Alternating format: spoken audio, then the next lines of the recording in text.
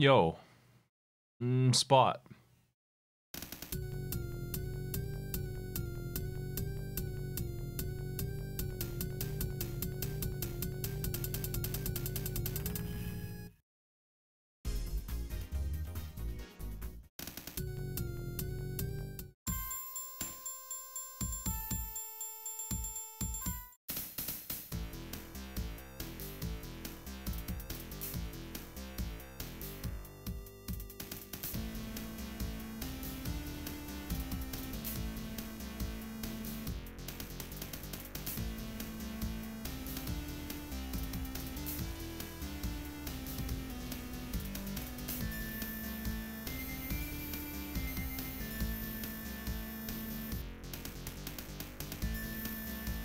I am running 8 minutes behind my announced time, so I'm waiting on group, what was it, G? Arcade Pit's tomorrow night.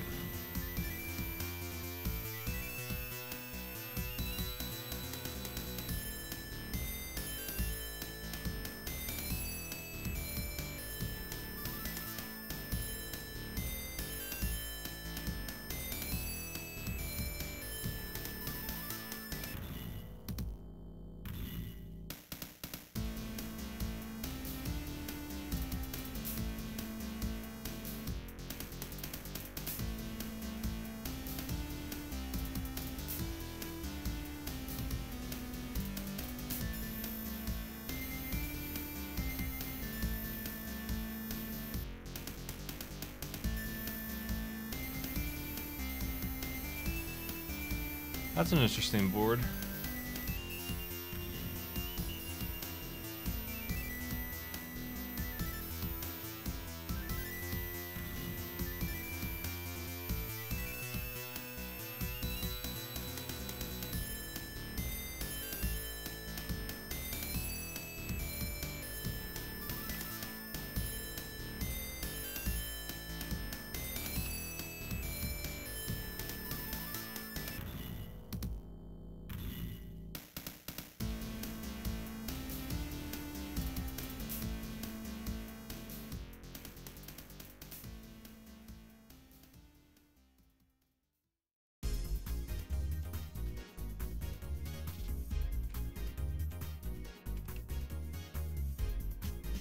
Are there any groups that are here? Let's see. My players list tonight is 20 strong. We got Proton John, Solace DF, Gamma, B Gamma, Bladeworks Master. That's group 1. Group H is number 2 in this. Fish 282, Deranged Dan, Patty Bees, and Hindenburger. Group I is Modic 215, DW, Shalati, and Chance Ganson. Group J, Kayon, Tigran, Archaea, and Ice Barrier, Cerno. Last group of the night would be Bob Jr., Chromeleon, Wobbly, and Dismas. So that's who's playing tonight, one way or the other. Starting with Proton John, Solace DF, XXB Gamma, XX, and Bladeworks Master. I'm gonna give them a few minutes because we just started up here.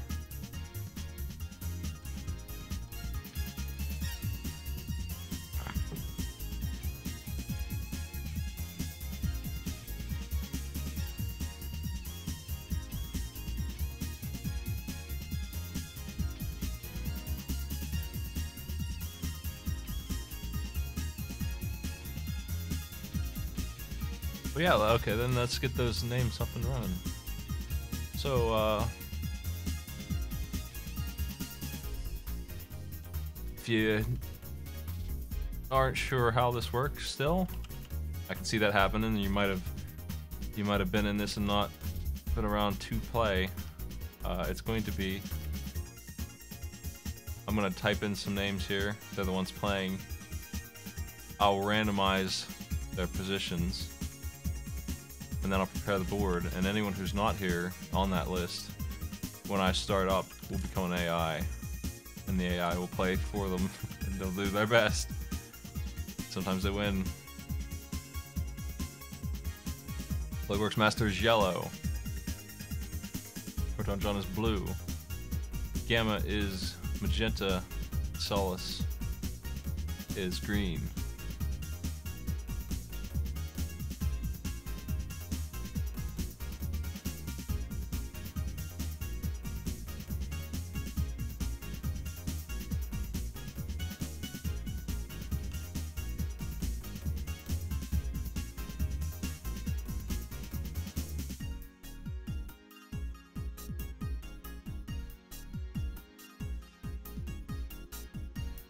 Our board was this.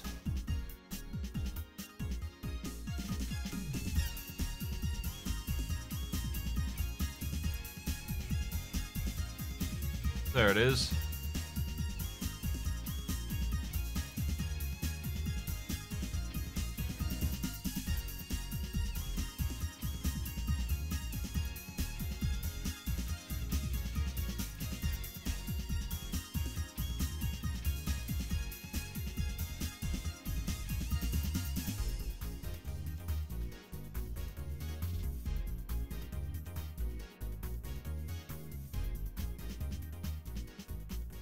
Okay, so 1 minute from now, those players who don't respond, I saw Proton John and Playworks Master. Are the other two here? Or are the bottoms AI in this?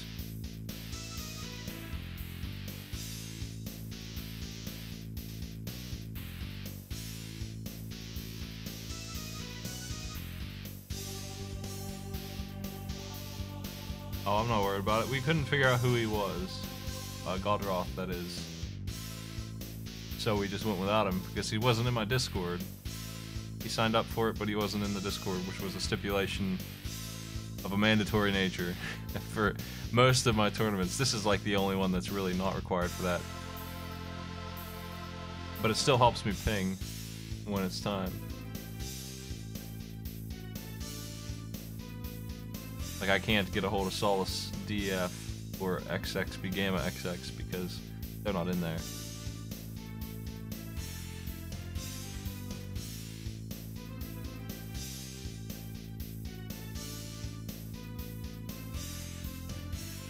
It would appear that we're starting with 2 AI, which means that the bottom 2 have been AI'd.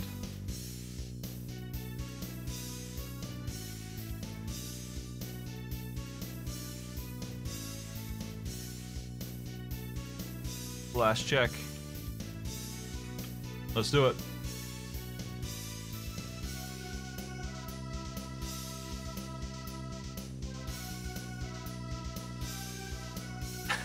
Bladeworks.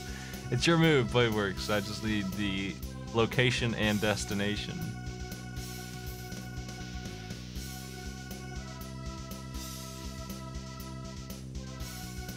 Current scores are 3-0 Proton John, Solace is 2-1, Gamma is 1-2, Bladeworks Master's 0-3. If you get first on this Bladeworks Master, you could stay in. You just need to be second place. That's the goal here. A1 to B2. A7 to B6.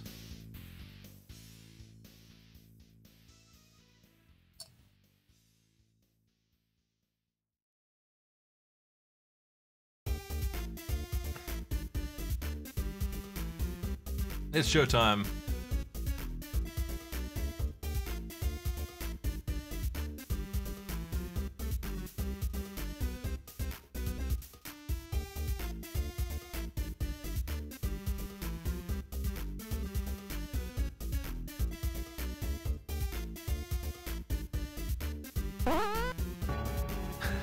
Hey Carmen, thanks for the sub.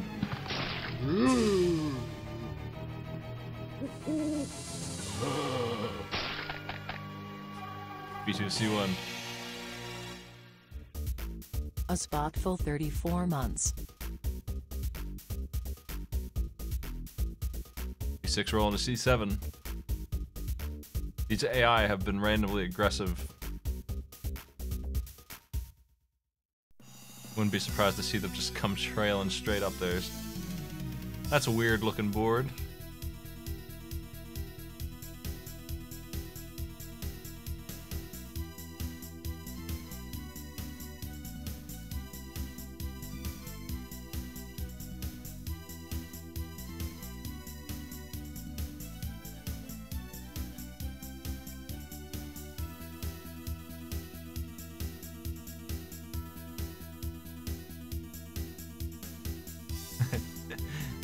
Copycat style.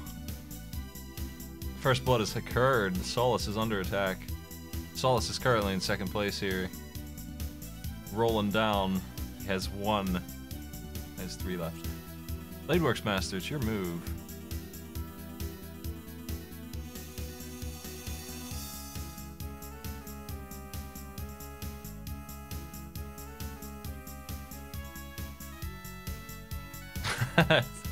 Solace didn't really play wrong. I mean, he could have been a little bit more defensive knowing yellow was coming in. Solace is out. Already finished. Solace's final score is 2 wins, 4 losses.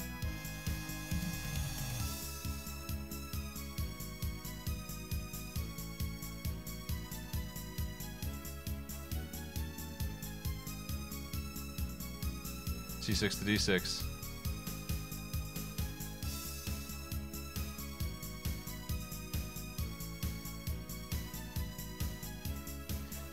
Gamma, on the other hand, is very strong, very good moves by him, I think. Very powerful playing. It's your move, Bladeworks Master.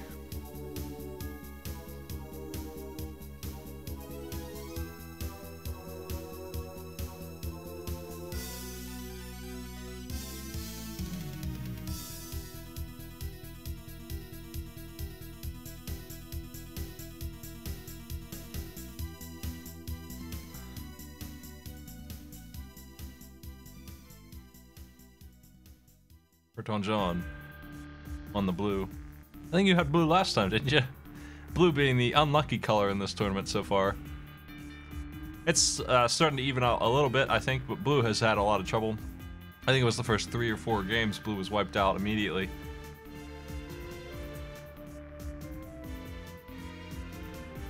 E6 F5. Jumping down.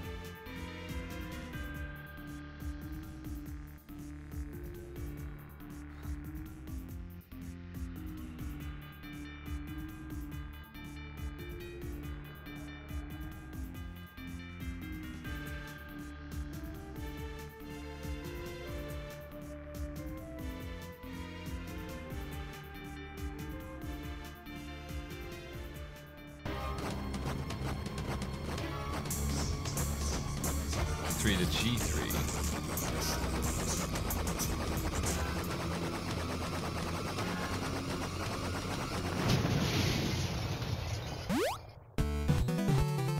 Hey, Golvik, thanks for the sub. C spot backstab.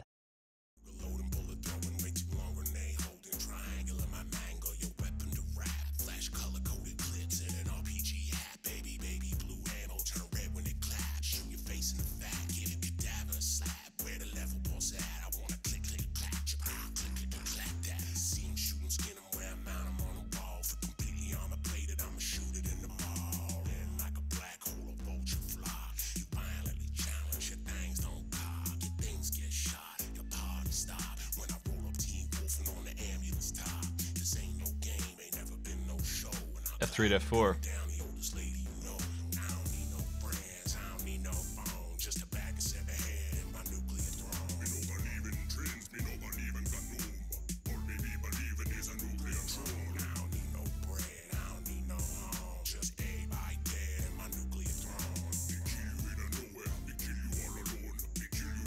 What's the move, blue?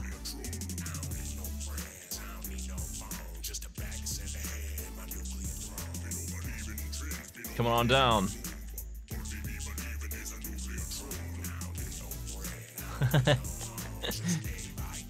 Yellow is up because magenta cannot move. They're in a bad place.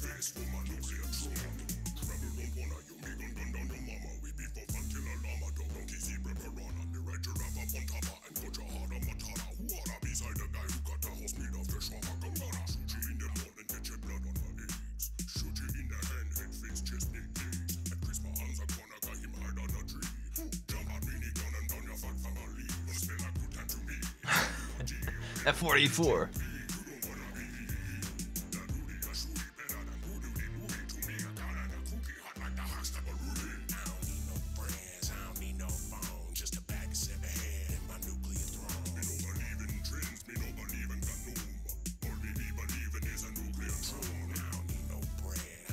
Where you going, Proton John?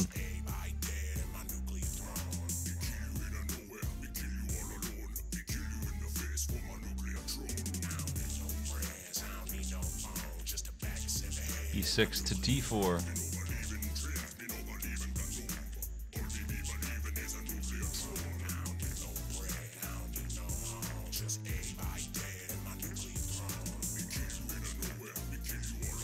Magenta will not get another move unless one of those E's or line 3's move. In a jump.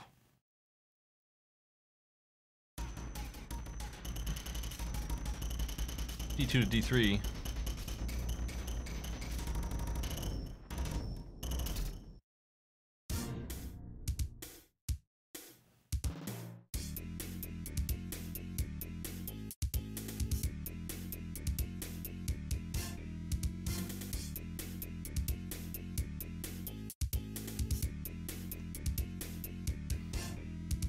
People think the early lead is stronger than it is in this game. The solid mass is a tough thing to beat, but the numbers alone don't mean much.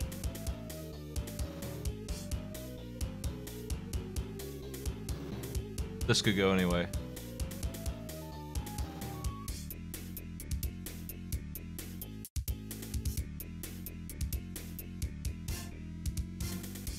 Where you heading, Yellow? Playworks Master. C1 to C2. Walking in.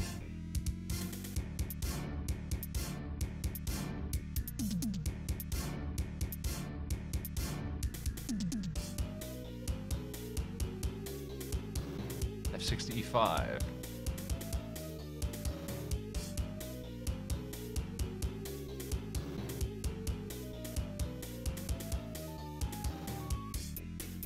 How many animations did they make exactly for these attacks?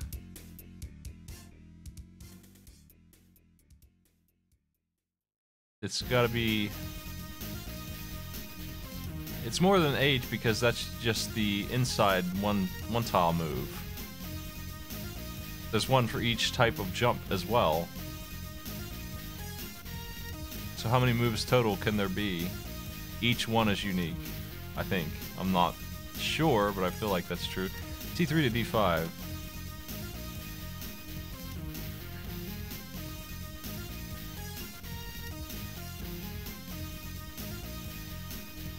Like moving diagonal up to the left is always the salute and then fast slide. There's a specific one that's always breakdancing.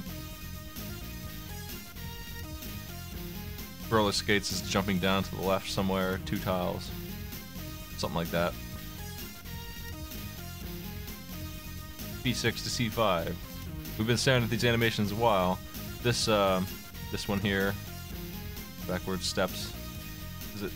Is it moonwalking? It doesn't look quite like moonwalking, but I guess saying backward steps out loud makes me think that's what it's supposed to be.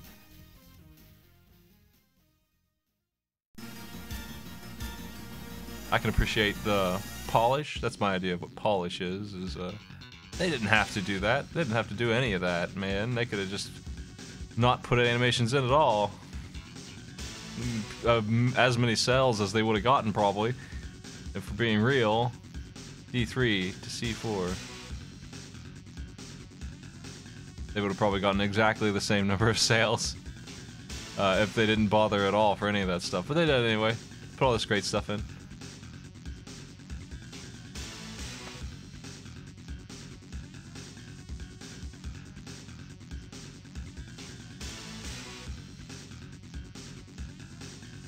They didn't need to drop a board editor in here.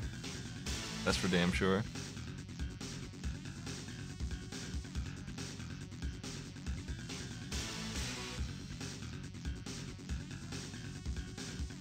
F4 to D6.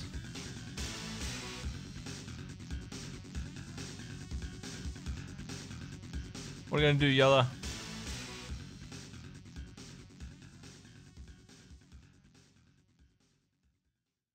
rules of this game, there are two major rules. The first rule is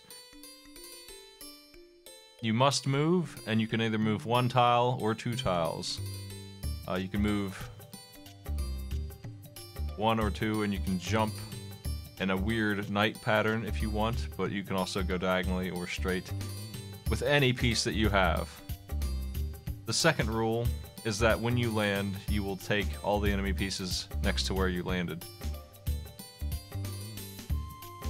The big difference between jumping and just walking one is that you get an extra piece for walking versus jumping where you take the piece and you actually move it. So there's I guess that's three rules. There's three. You must move. If you move big, you don't gain a piece for doing it, but you do get pieces by rule 3. You take enemy pieces away. At this point, it's hard to not take an enemy piece with an action.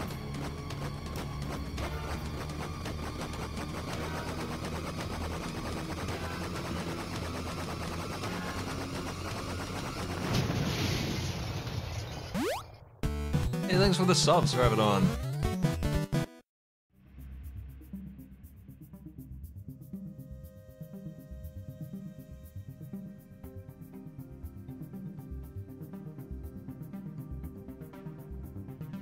I love this soundtrack. Into the Breach is a really good game. It's definitely my game of the year. I know it's a very light game of the year choice in light of all the other things that have come out, but man, I had a great time with it.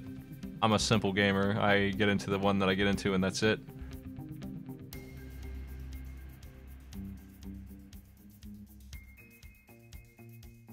Into the Breach is amazing. I want more content for it. My LP is about finished. It's almost done. 3 videos left to post. I've already recorded them. They're done.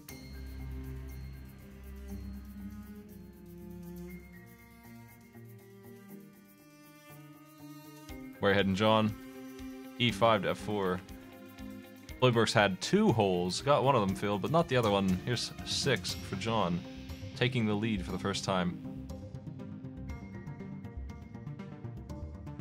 I haven't played Red Dead Redemption 2. I didn't play the first one either. I don't think it's the game for me.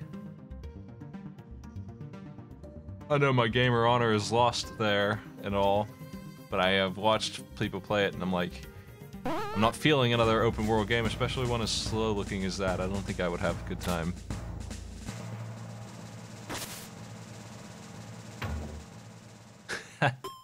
Thanks for the sub. Where's the live? Yo. I'm currently into Assassin's Creed Odyssey to a mild level. I give it like an 8 out of 10. I'm not blown away by it, but it's fun. And that's my open world game of this year. Last year was Breath of the Wild, which was insurmountable currently. I really need open world games to be really generous to the player to make that game go down, in my book, as the top open world game. I should play The Witcher 3 at some point. I hear it was good. I hear it was good from a couple people. D4 to E6. Grabbing 5. Proton John, you're up.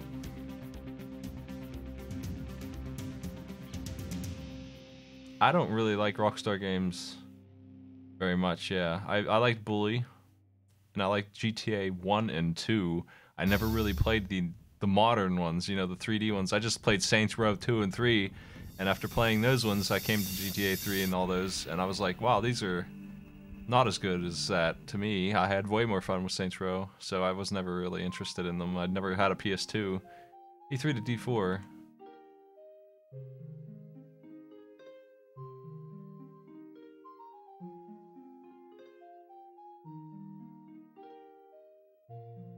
Bully was great though, I liked that game.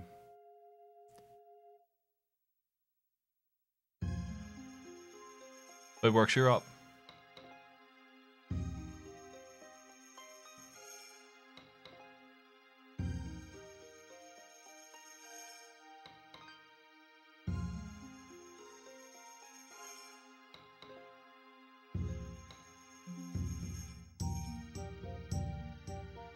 B2 to B3, walking across. Proton John, your turn. Here's what I mean by early game spot being kind of a shot in the dark on making a call. It's too much to flip, unless they have a brick wall that just absolutely will not get flipped. And the only way to get that is for the enemy to be in the way of them, guarding them. The things are just going to go back and forth, and the score is going to be really close a lot of the time.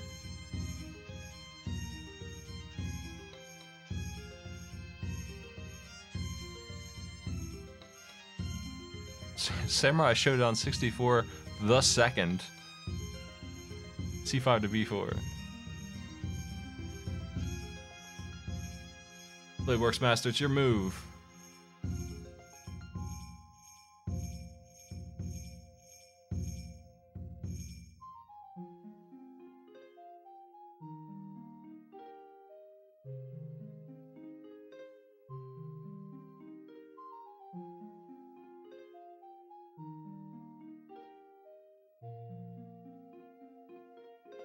Where you heading?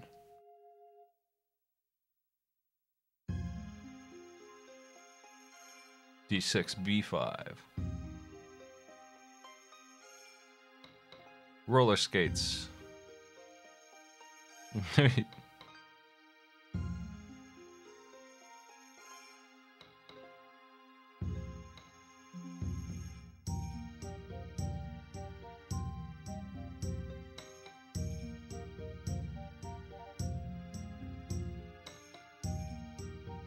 I know what it's like to program in a bunch of... to take the time to make that many damn animations for something just for flavor, because I've done it on my show for a few different things. We have all those intro movies, all those goofy wheel tile spots on the map. That kind of stuff I just notice, I don't know, that kind of flavor.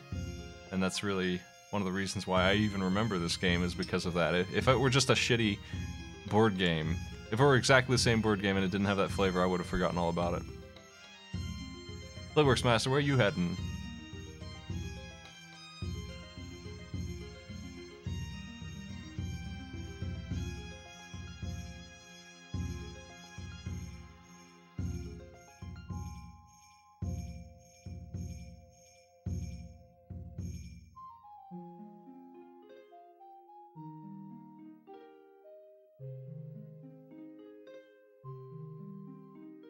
D5 to A5.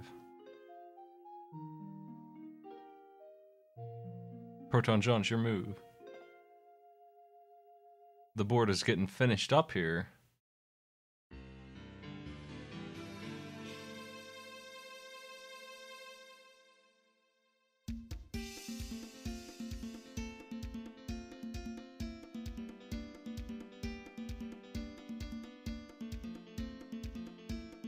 B3 to A3.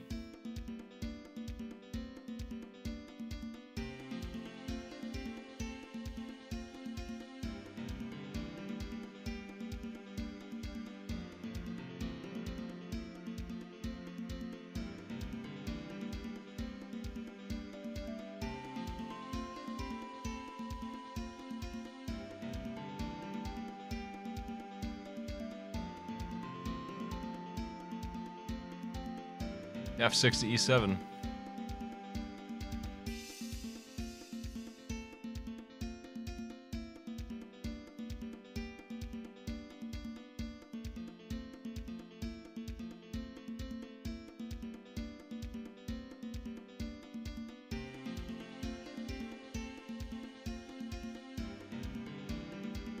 And C6 to E7. Or C7, I mean. Okay. Playworks Master, it's your move.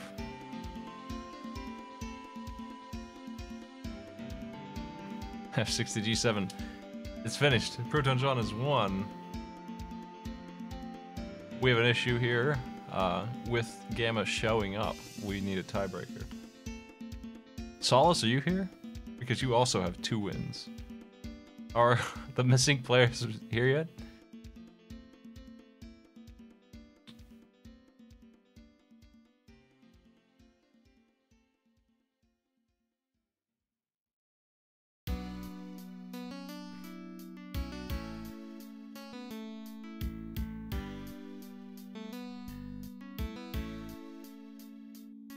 these humans back in.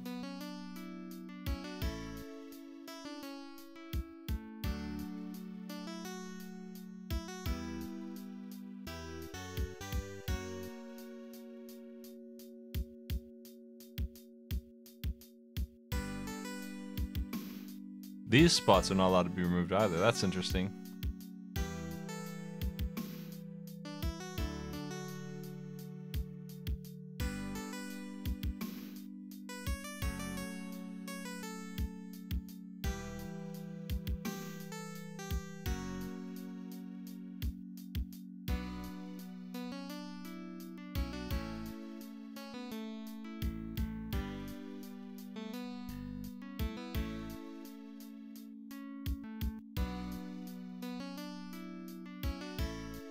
Yeah, I suppose there's a few spots that must be maintained. I'm not sure which ones they are, but they're in there somewhere.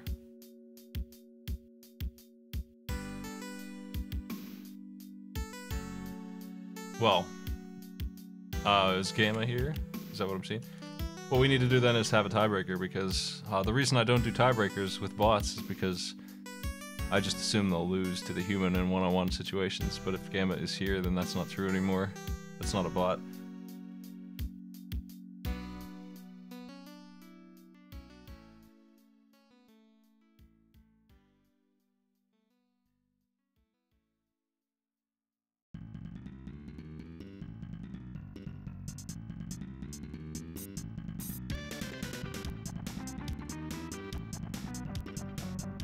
Playworks Master's on yellow. Gamma's on green.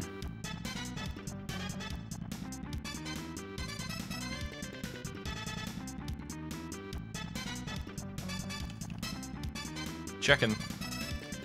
This is the call for that opportunity if you want it.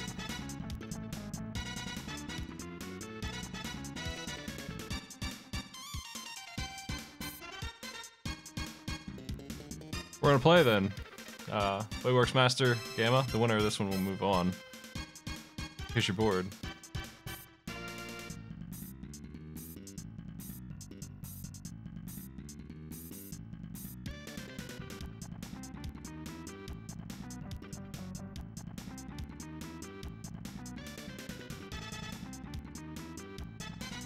Did I AI those two on the right? I guess we'll see soon.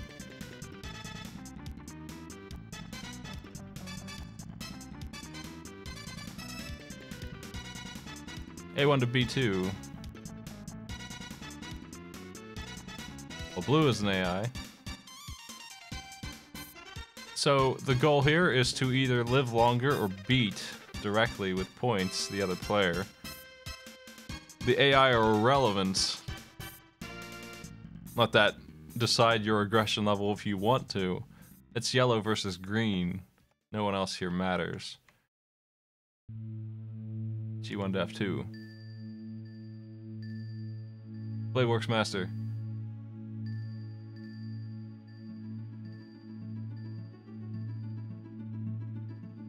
Proton John obviously moving on as 6-0, but we have 3 players who are 2-4. One of them is not here, so they're not here yet either. Challenge is dumb and decides that just kind of randomly one of those 3 players moves on. It doesn't have a tiebreaker feature, so I have to screw up the scoreboard to tell it who is moving on. I have to lie to it about who won what game, because I can't do a tiebreaker match in this round robin style.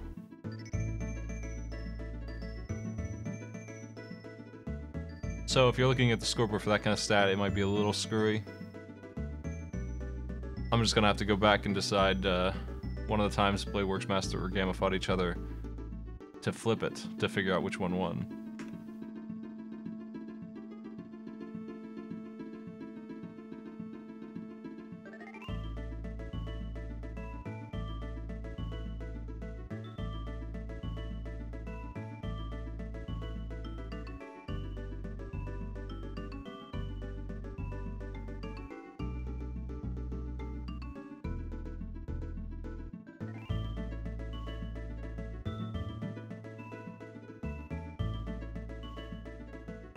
Waiting on Gamma's call. F2 to D4. Taking the center. That's interesting. That could pay off. No one can stop you. You can just sit there. Who knows what you're gonna do with that wild card space.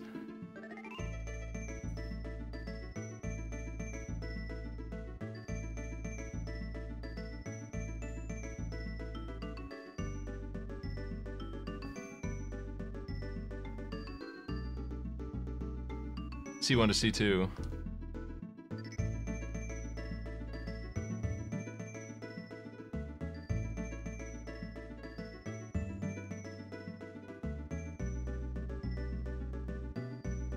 Where you going, Gamma?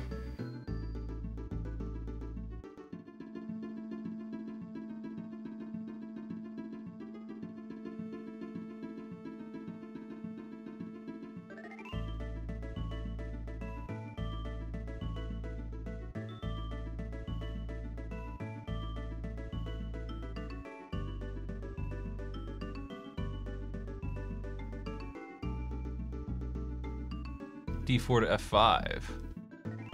Using it already.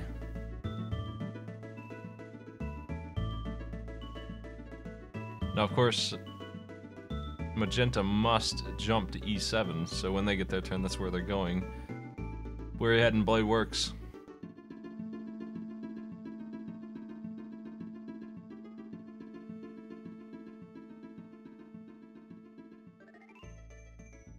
B2 to B3.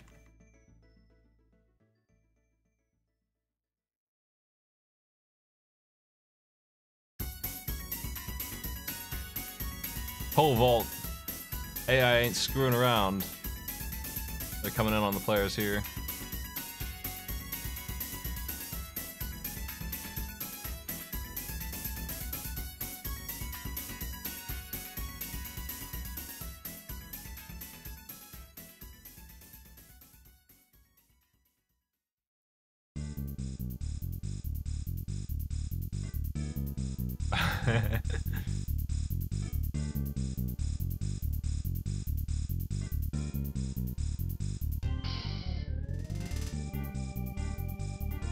Taking that corner back.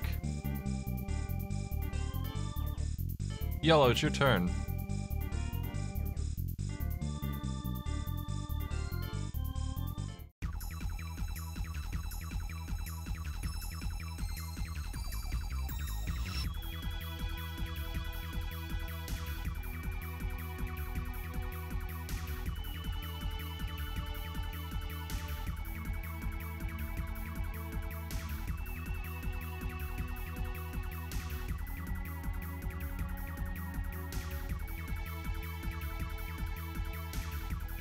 C2 to D4, heading to the center.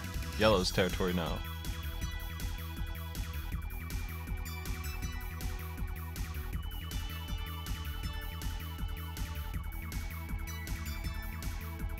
Gamma, what are you up to?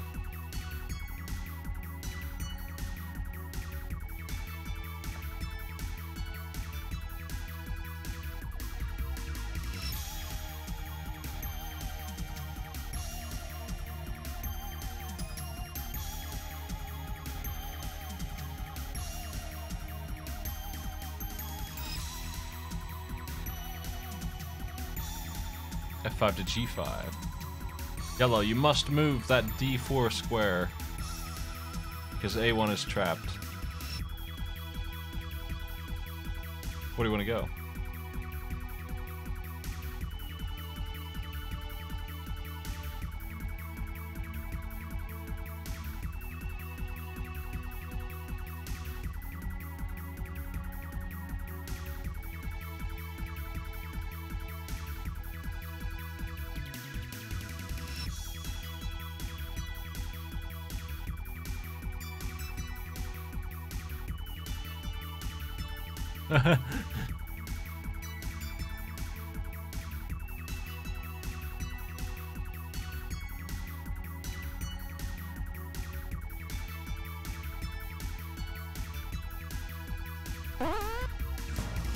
Beyond Within, thanks for the sub, dude.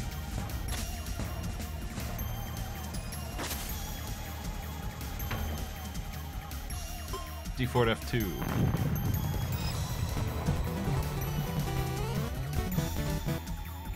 Taking that corner. Remember, AI is not our friends.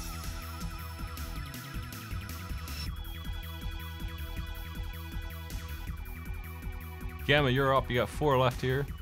Your choice on moves.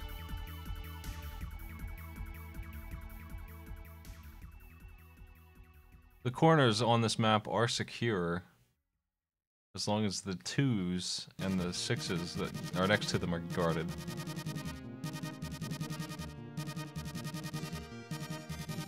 So in this case, no one's getting those corners unless the corners jump out.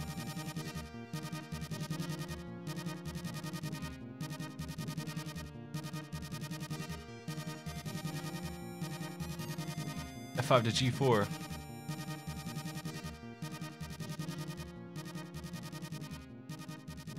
Bladeworks Masters, your turn. Your opportunity. Where do you want to go?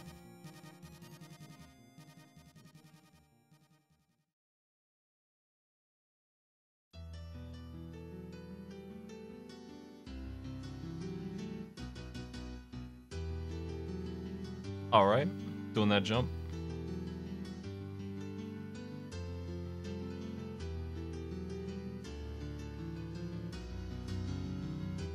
Magenta must go to the center, leaving green with a few choices here. What do you want to do, Gamma?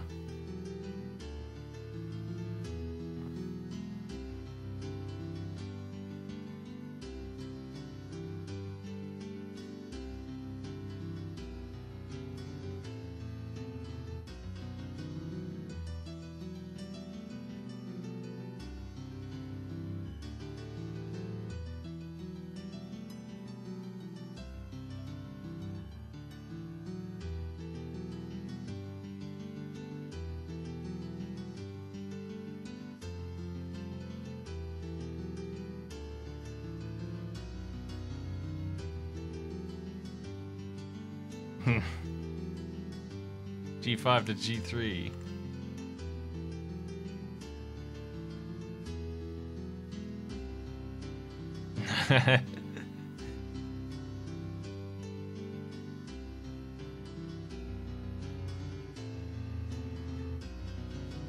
The one that dies last advances. Yellow gets to move first, but they might be dead first as a result of that. That's the way I would go with it. I would not wait the whole turn to determine. If they both died on the same turn, I would do... That would be a crappy thing to do, but I would probably go with the player who died first still. And in real time, the player who died first. E2 to C2.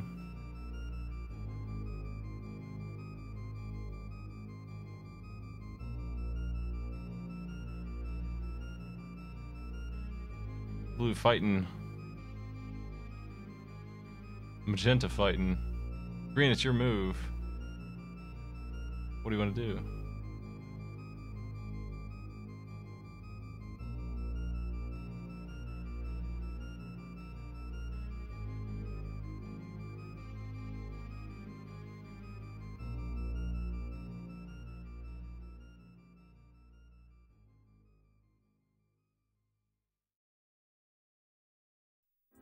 G4 to G5. Magenta's gonna come swooping in here. One way or the other. Your move, Bladeworks Master.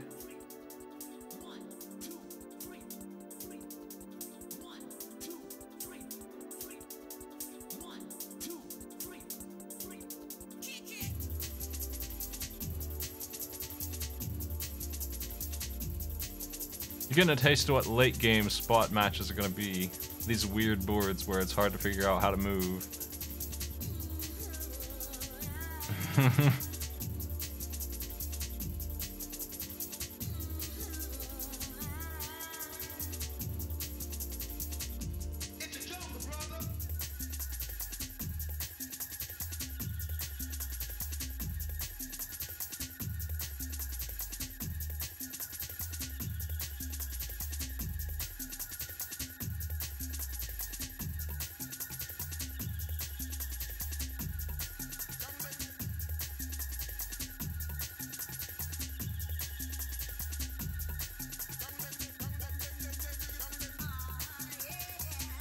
Why does some of what have a border?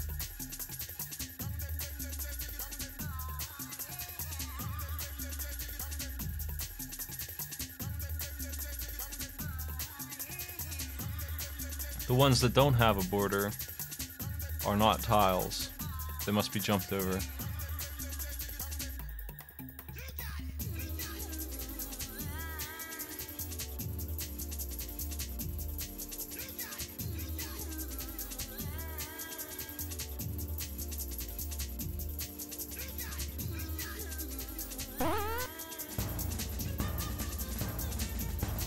Tina X, thanks for the sub.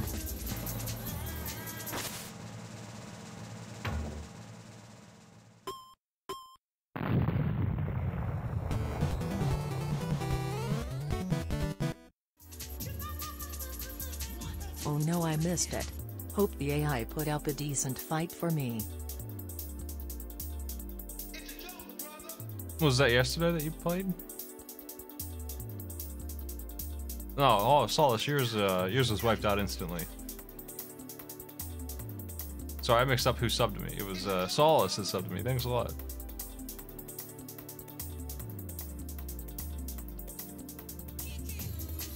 C2 to E2.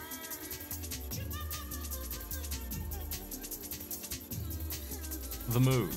Let's see what the AI decides to do. Well, Magenta must jump, and there they go. Green, it's your turn.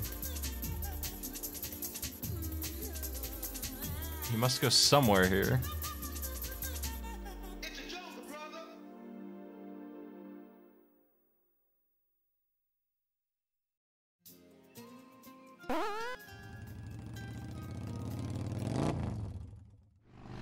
Senpai Sensei, thanks for the sub. Hi. Dropping that Prime. Hey, did y'all know there's this new thing where Amazon Prime gets free subs?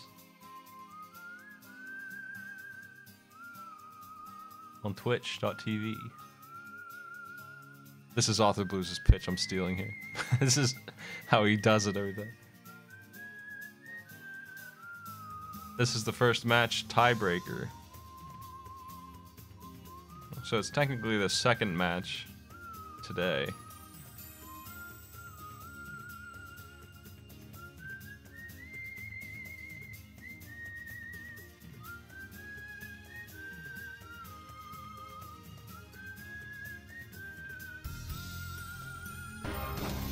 Non-bottle, thanks for the sub as well. Lots of the mid ones here, lots of the 2-year almost subs.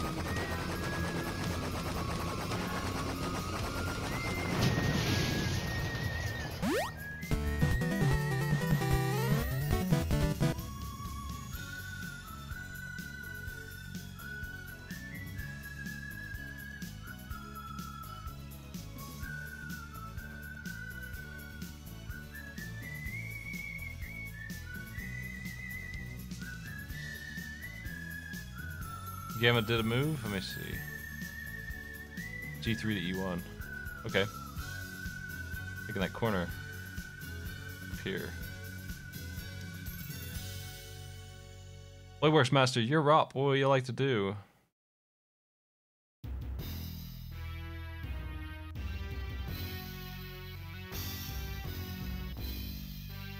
You have a lot of options.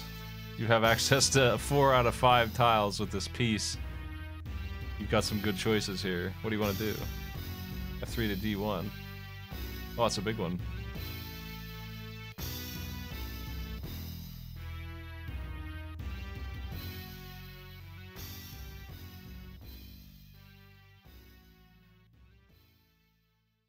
Gamma, you're up.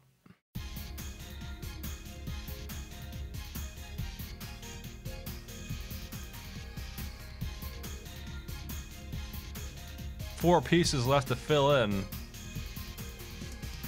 The humans must worry about the other 2 players. They still have access to half of the board. So when you make a move, you'll be punished by the player that you don't punish. I feel like Playworks Master's other moves all had similar value to this one in terms of who he would lock down and where that control would lie. You can build a shield from the center if you do it right. Well, F6 to E6. Taking that magenta attack there. Playworks Master, your turn. What would you like to do?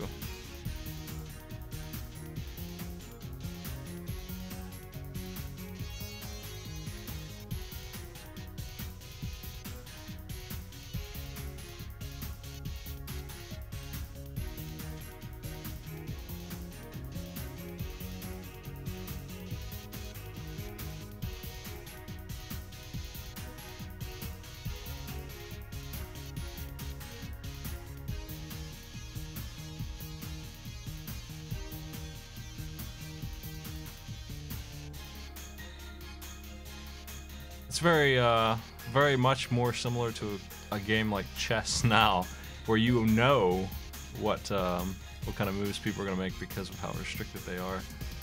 It's so weird to have this ring. It's an interesting strategy difference. E1 to G1.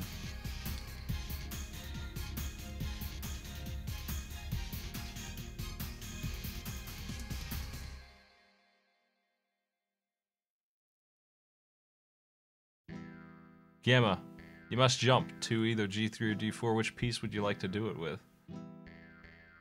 And where one is going is up to you as well.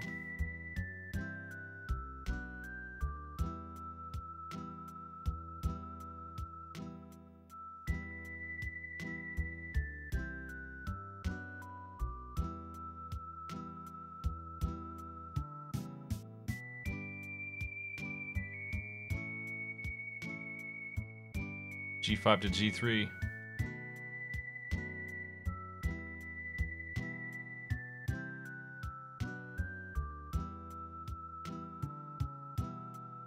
Bladeworks Master.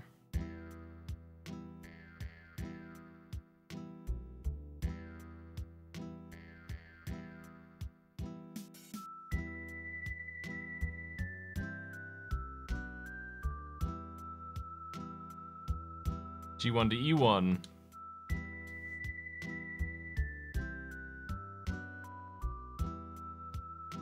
Blue jump in the center. As they must. Magenta punishing blue. As they must. Green, you're up.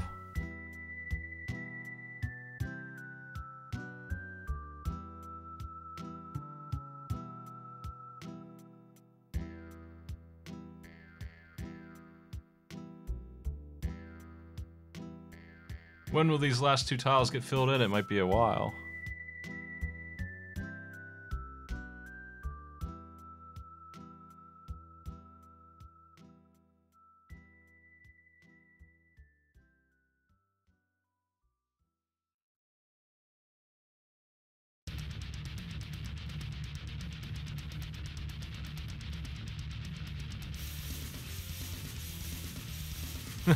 Holy cow.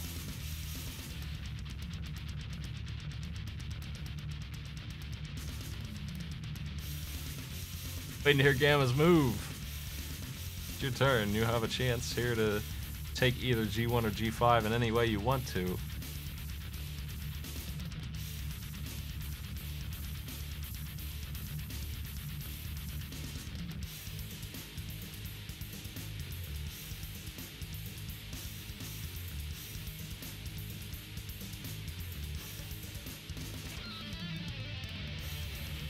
In a map like this, the last 4 tiles will take 10 minutes to finish.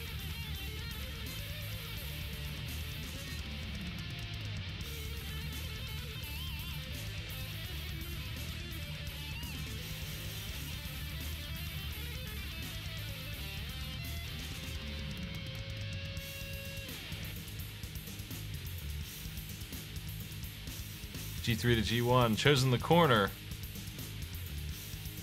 Leaving Bladeworks Master with a choice for 2 different tiles. One's a walk, one's a jump. What are you going to do, Bladeworks Master?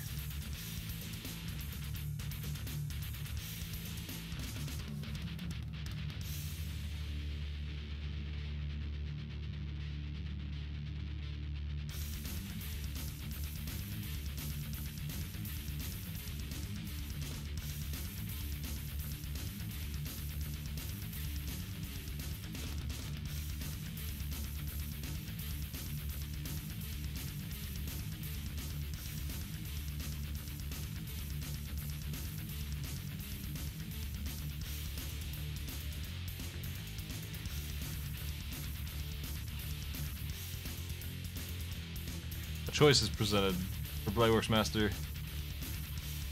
between a whole lot of pieces, a whole lot of methods.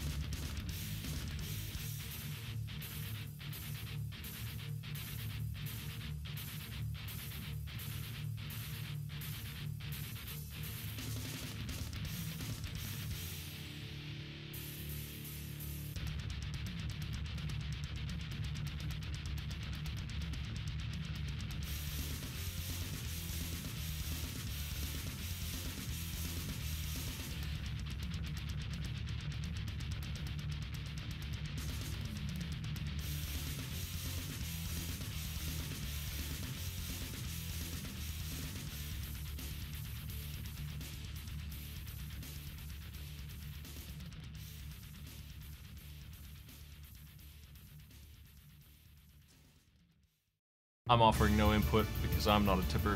I'm not a tipper of solutions.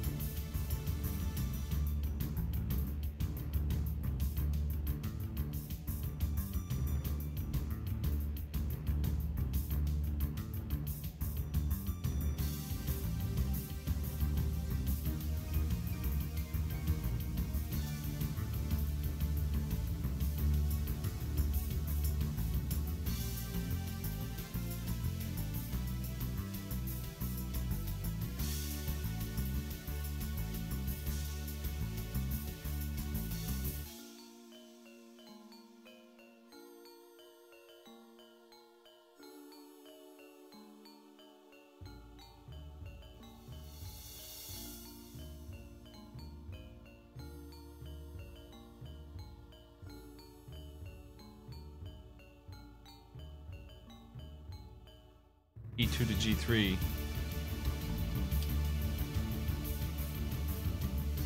Two pieces could take that. Now we'll see what blue does. Blue decides to go that way. I was thinking blue would take the jump, but they didn't.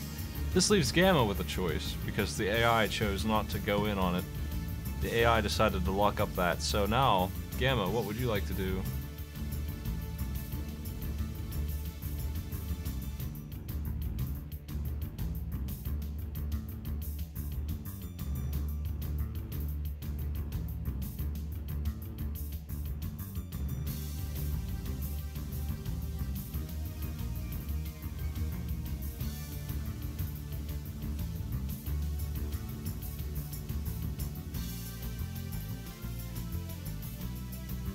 I'm not convinced that B3 was a loss yet. That's not necessarily true either.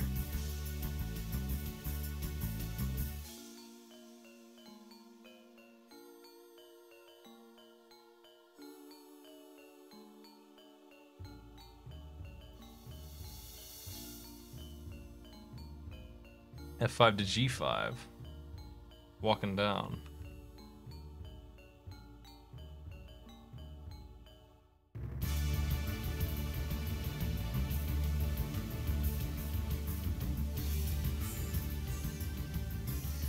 Bladeworks Master.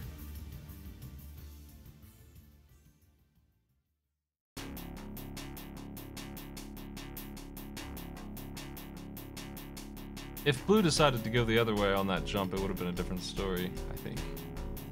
Possibly.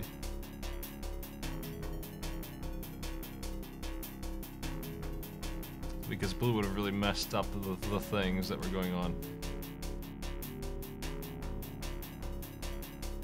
F2D2. Walking in, finishing the game. Gamma wins 9-8.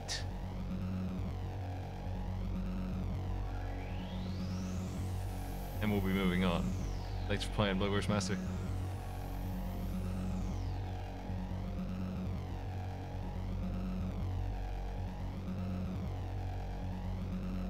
Fish282, Deranged Dan, Patty Beats, and Hindenburger, are you in the chat?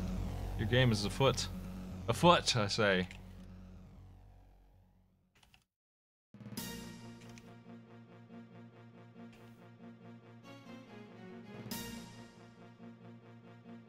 Group H. Coming at you.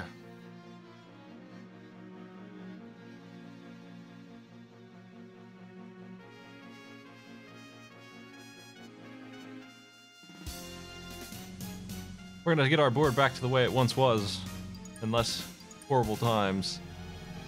The players, we are not yet ready to do boards as gross as that what was just done for the tiebreaker.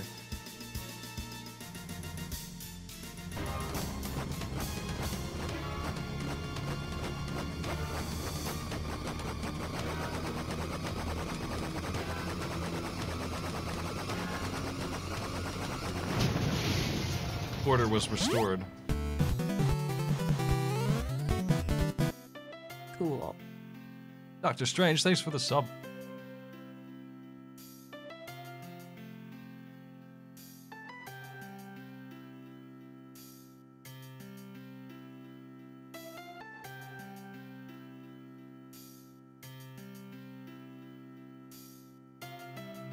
Fish is first, Patty is second as blue, Deranged Dan is on magenta, and Hindenburg will be on green.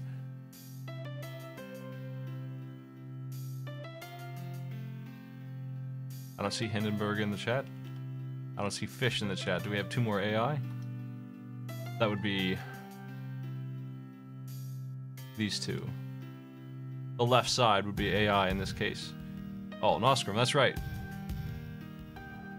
I forgot about that. We're just missing Fish. Give him 30 seconds to say hello, or else you have become a bot.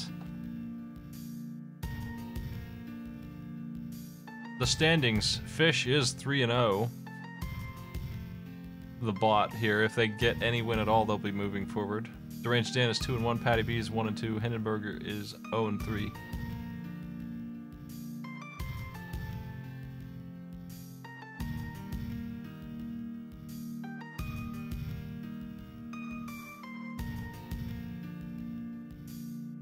The top two will move on.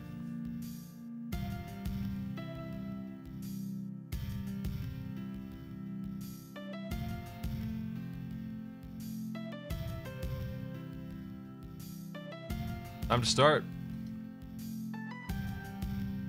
Your board's begun. Patty, give us a move.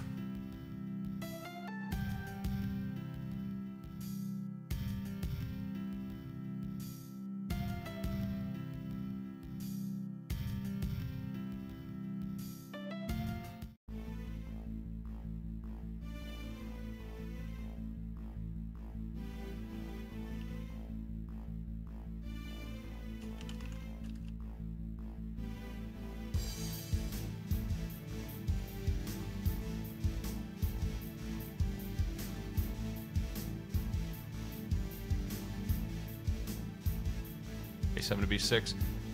Deranged Dan, give us a move. You're on magenta.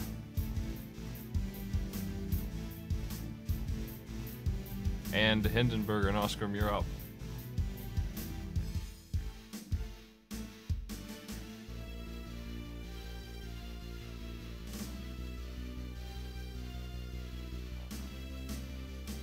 I don't know how many turns there are in a game. Probably 25 or 30. Time for turn 2. Patty B's, what do you want to do?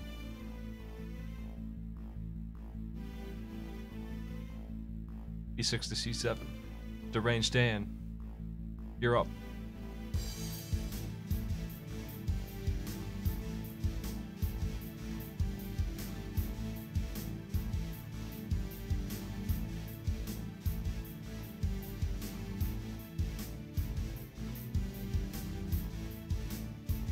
F6 to G5. Nostrum.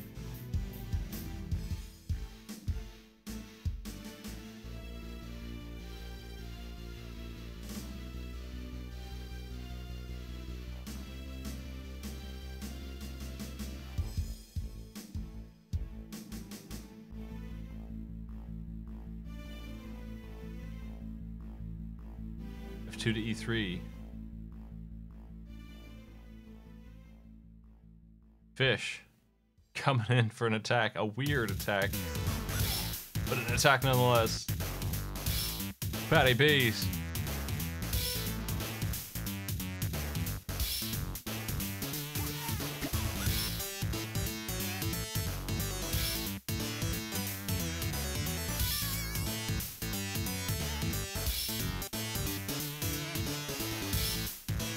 The brain stand, you're up.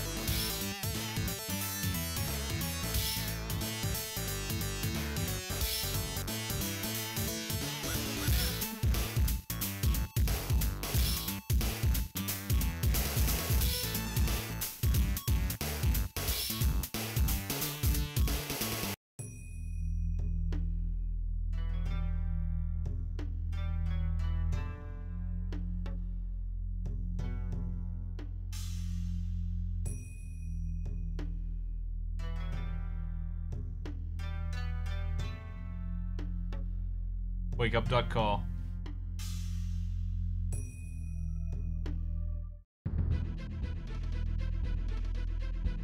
G5, F3. Grab a bundle. Hindenburg and Oscar, it's your turn.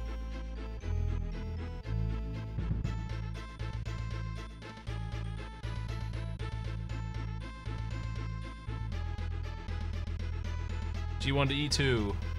Collecting profit off of these aggressive moves. And the AI not giving it up. Coming in for its own. Patty Bees, what are you gonna do?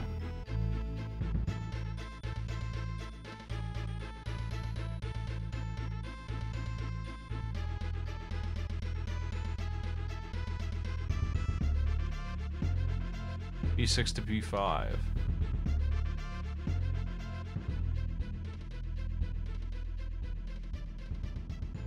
Dan. What are you gonna do now?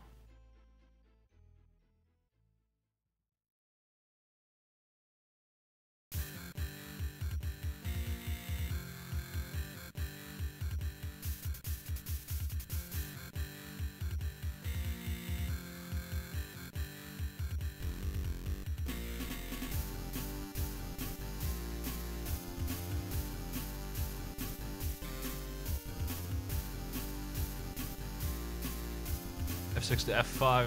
Hindenburger, it's your turn. What do you want to do? What's the choice here?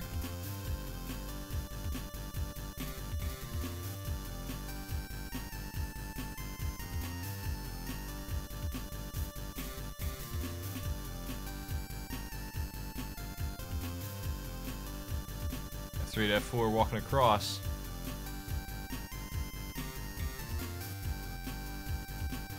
Yellow immediately jumps over.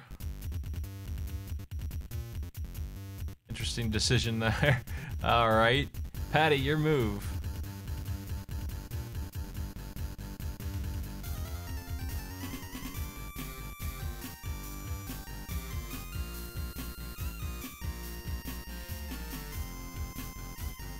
What you want to do?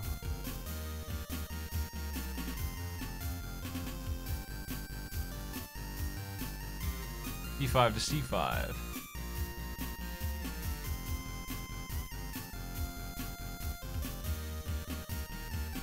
Where you going, Dan?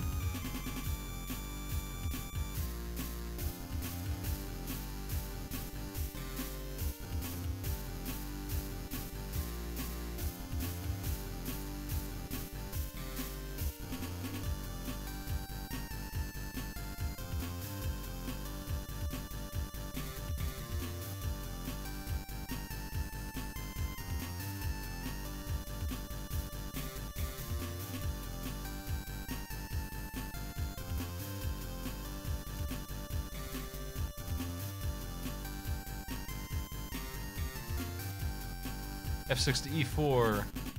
Hindenburg, you've been eliminated, I'm sorry. An early one, Fish's aggression pays off for Fish, actually, in the end. He's all over the place. Disgusting attacks.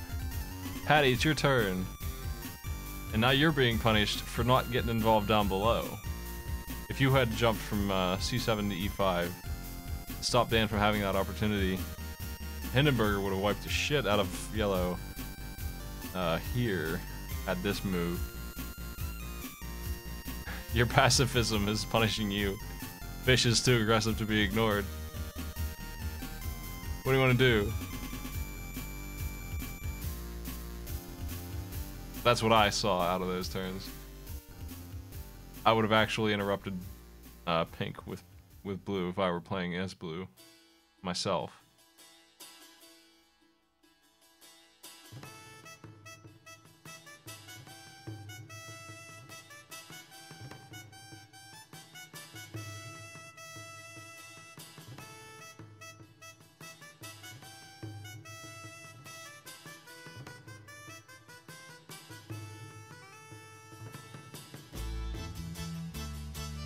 C7 to C6.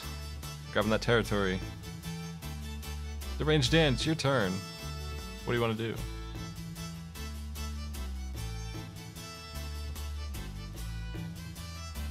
E3 to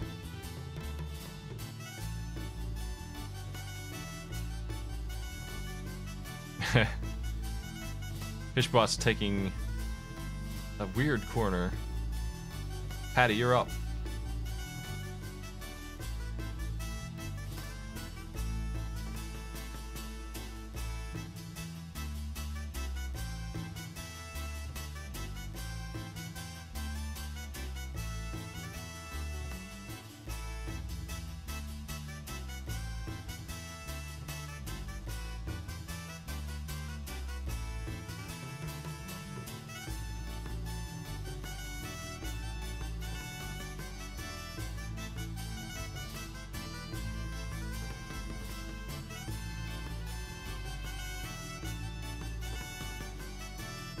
C5 to E5. Jumping downwards. Deranged Dan, what's your choice? What's the next event here?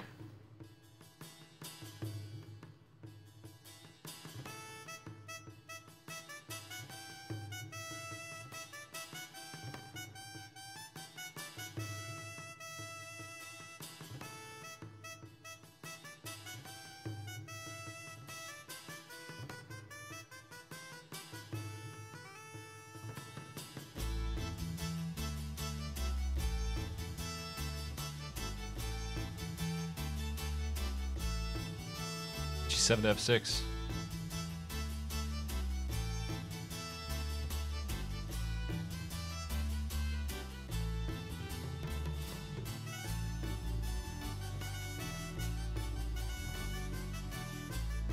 And that means, Patty, it's your move. Blue, what are you doing?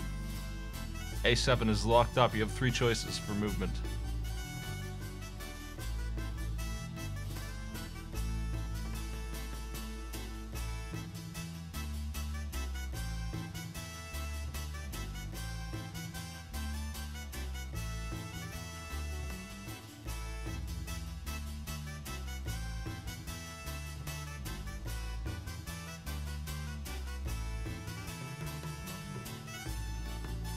C7 to E6. Big jump.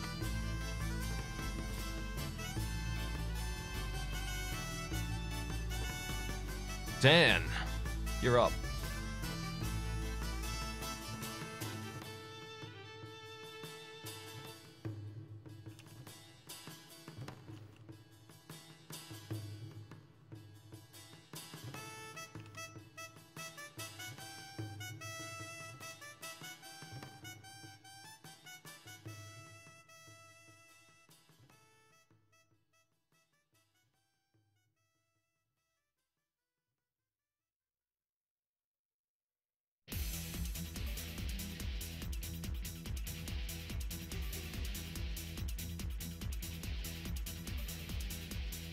What are you thinking, Dan? G7 to G5, jumping out of the corner.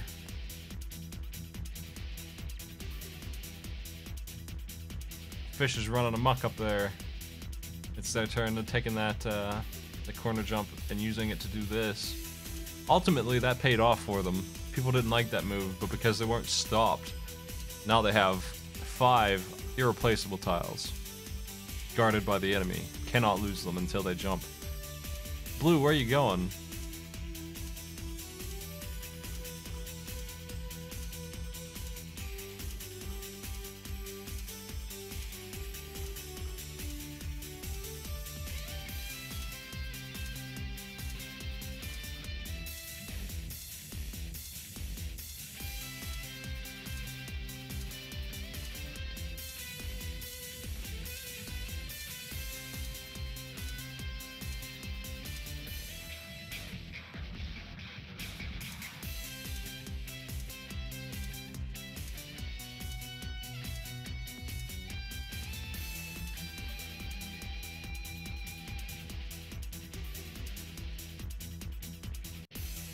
E4 to C4. Upwards jump. Dan, the turn rolls to you. What's the move?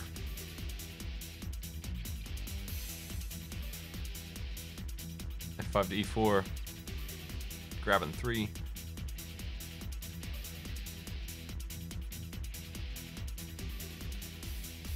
That's not the piece I expected Fishbot to move. That's a weird choice when they had slams like they do. Patty, you're up.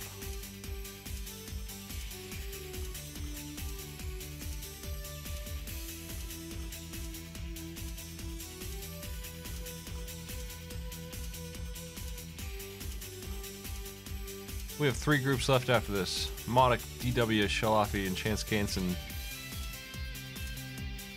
Prepare to play in 10 minutes here.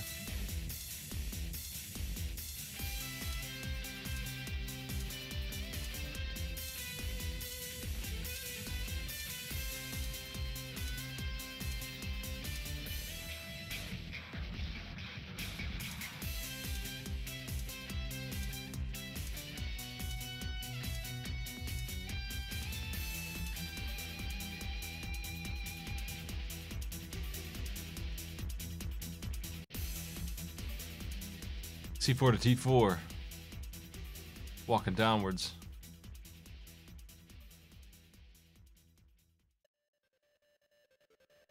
Dan, your turn. Your opportunity has come. What you doing?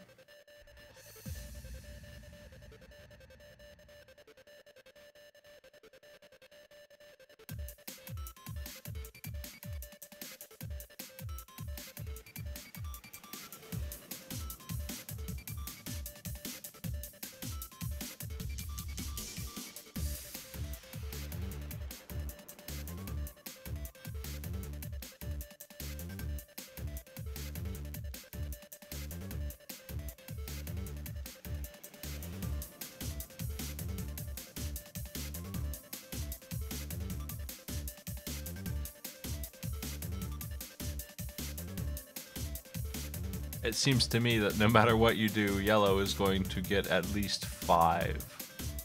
That's fun. It's fun to be in that position to decide what to do, knowing that that's coming.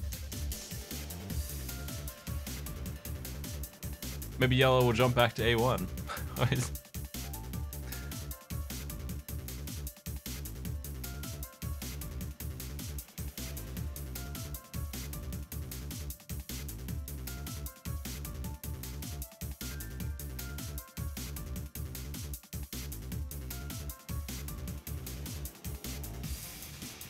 E2 to D3, walking up, grabbing 4.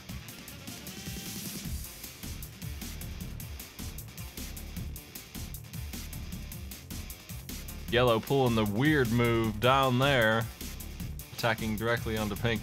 Blue, it's your turn. What do you want to do?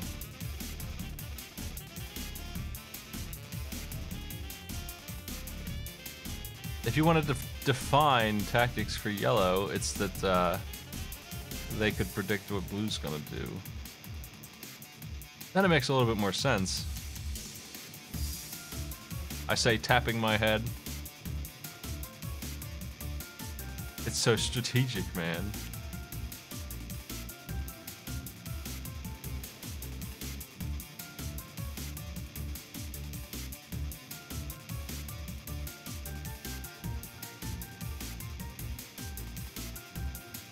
Where you going, Patty?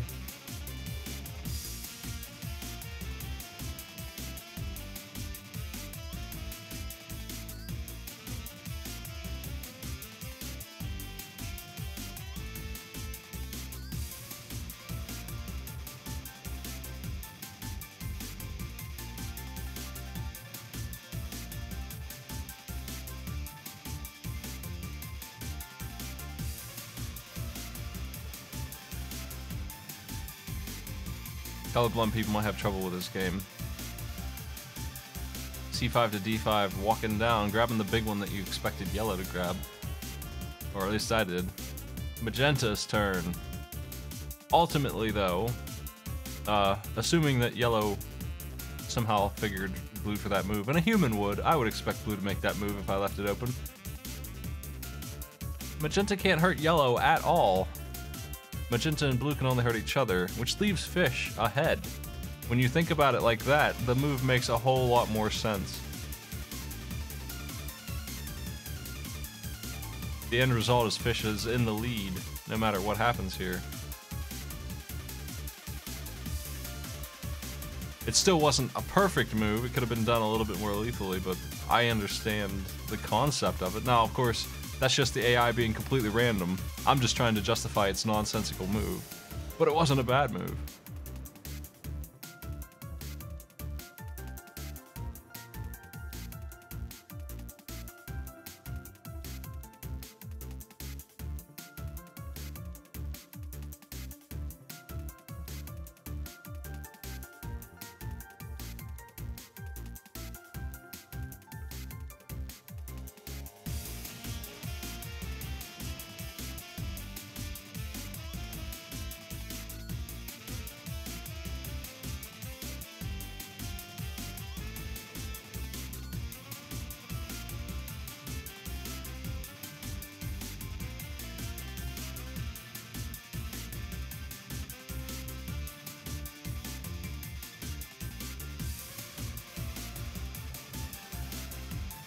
Jumping on up.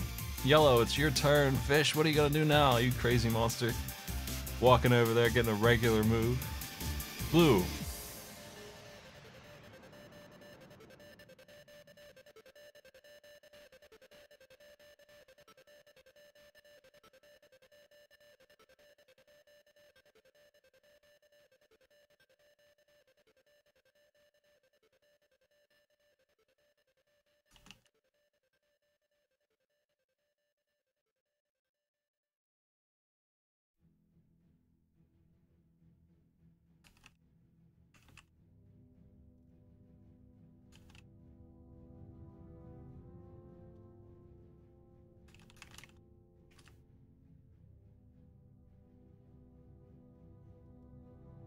Patty B's, what's your chance here?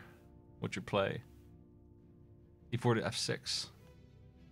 Leaving the center square. Magenta, you're up.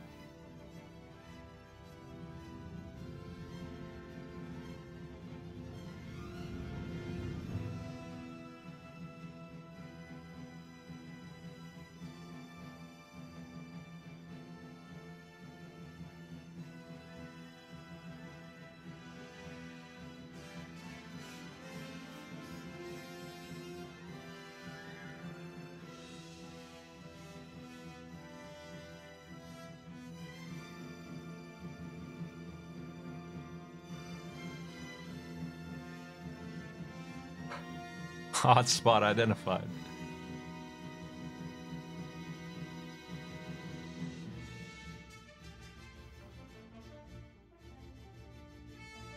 F4 to E4. All the players had access to that. Leaving it open would have been deadly as a choice, but it would have been an interesting thing. Patty, you're a little locked down in the corner here. You must use one of these three to do something with these. What would it be?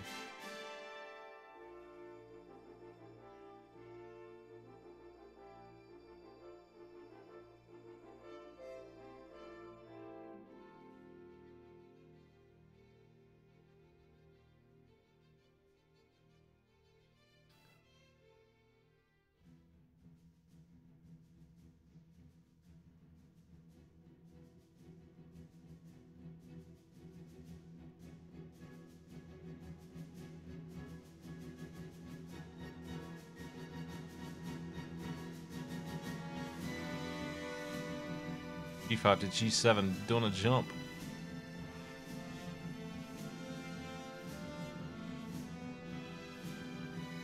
Magenta's turn. Deranged Dan. You have these 9, and all of them can access something.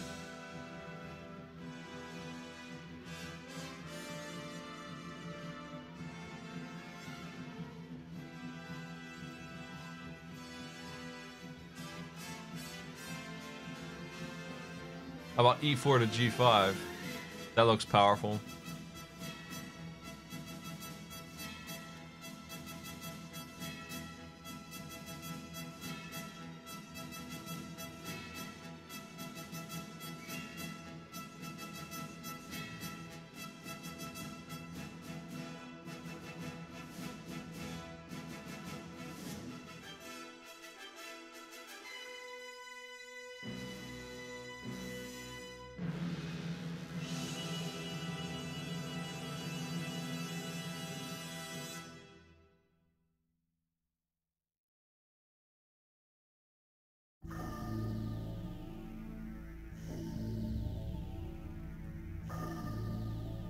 Fish currently rocking a ton of value here. D3 to C3.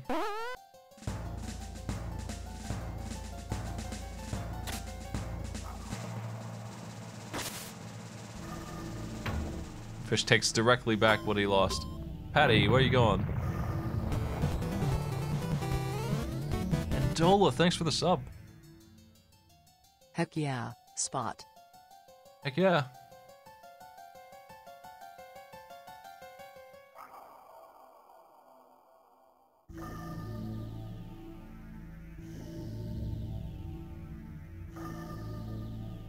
G7 to G5. Jumping right back at you. I see what you're up to. Deranged Dan, your move.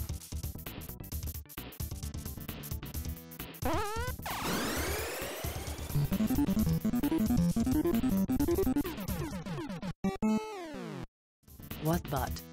Grizzly Willis, thanks for the sub. Man, those have been rolling in today, haven't they? You know, I'm rolling into November mid here and hanging out near 700. I really appreciate that, man. I was at 500 for most of the year, which is amazing in itself. Never really fell down from 500, even during the slow months there in the middle of the year. But sub gifting went all the way up to what, 1070? Something like that was my high point. And came back down to hang around this number after 2 months. Really appreciate it. Comrade, hey, thanks for the sub as well. Direct new sub, thanks a lot. I heard that they were renewing sub streaks D2 to C2. I heard that they did already. I didn't know if they did or not. Renew sub streaks to be like the number of months you've ever subbed versus how many in a row. Is that not true? Do you not have like the icon you should have on that account?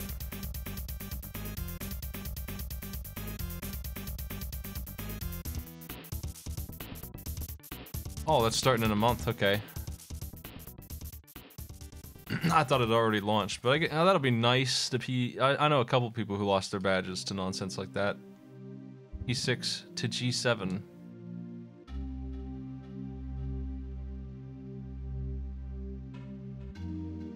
Magenta, you're up.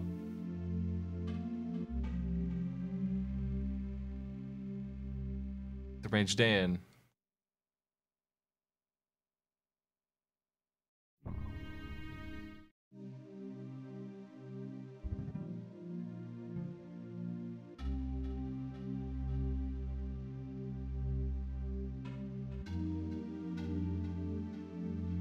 I was just wondering what the song was that was so short by David Wise.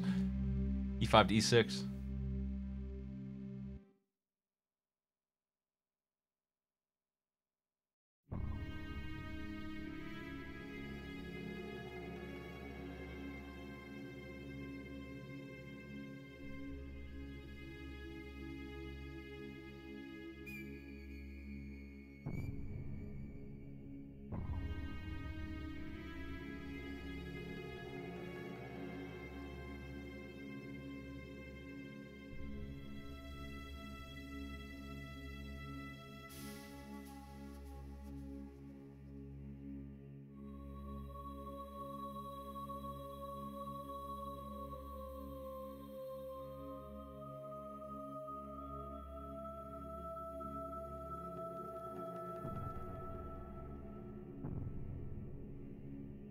I think that I would not do that.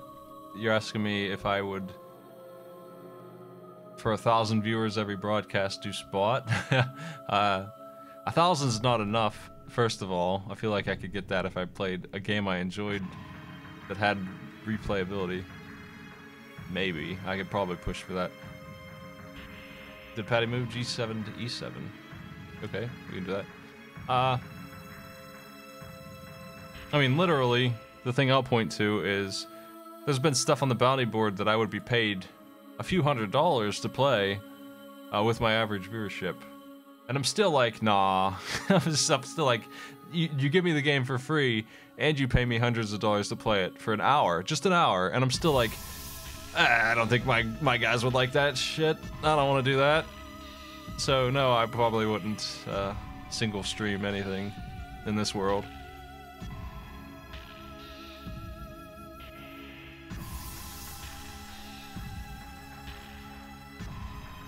What's your move, Dan?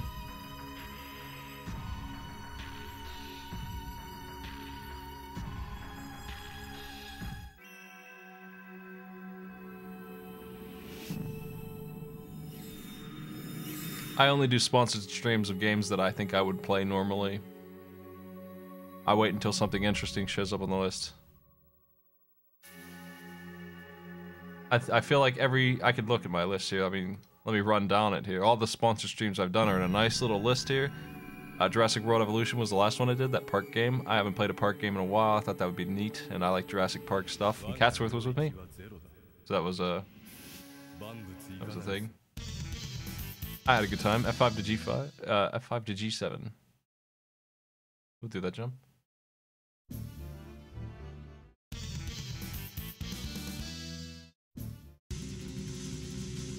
Assassin's Creed Odyssey I did twice. I like that game. I've done it on its own.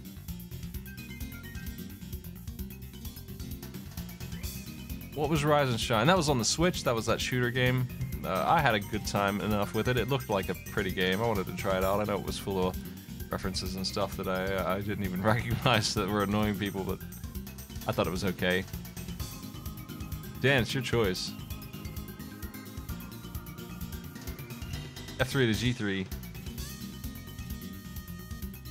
Bard's Tale 4 certainly was into that.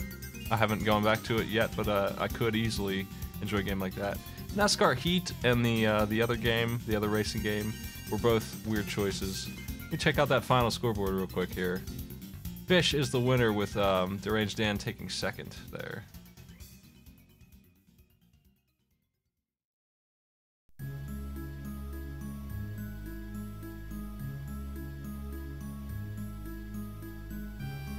Our final standings put Fish at 6-0, Deranged Dan at 4-2. He'll be moving on to Deranged Dan. Now for Group I, Modic, DW, Shalafi, and Chance Canson. I've done a lot of sponsor streams. For a while there, I was getting them fast enough that I could try a new game every week, and I've always been a variety streamer, so that's really the main reason there. Are there any players missing from that group? Let's take a look. I see Chance. I see Modic, DW. I don't know if Modic is here, but I see his name in chat.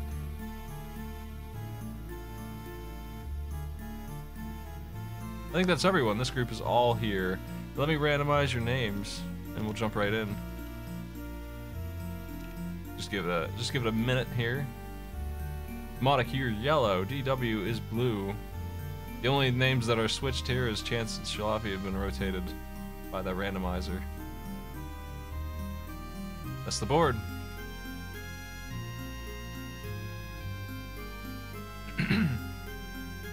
I wouldn't have been able to do a sponsor stream of Two Worlds because all we did was insult it the whole time.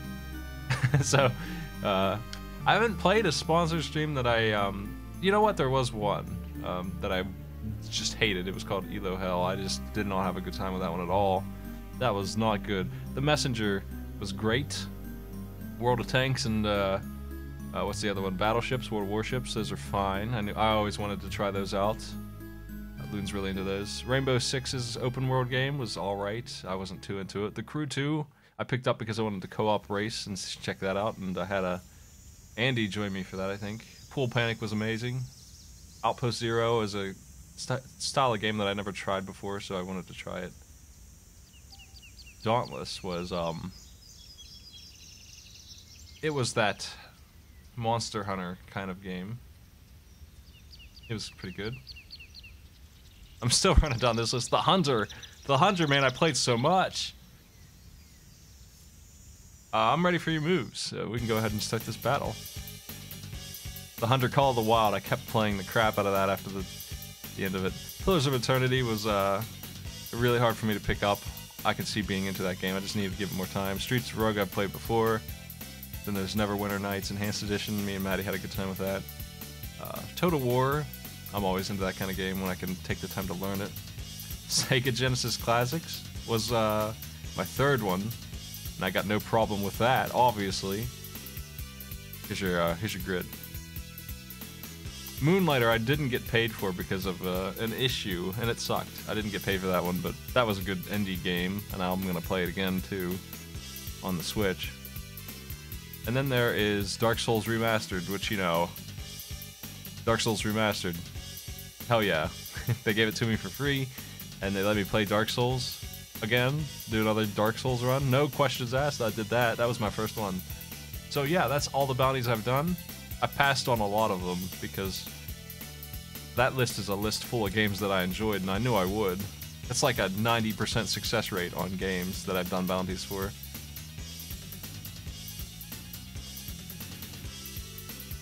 Okay, there's our moves. Rise of Shine is okay mechanically. There's a lot of jokes and stuff in it that might kill it for you immersion-wise. Certainly made the audience annoyed. Modak, you're up. I didn't mind any of them. I didn't think it was that bad. And I enjoyed the gameplay. And it's on the Switch. B2 to C1.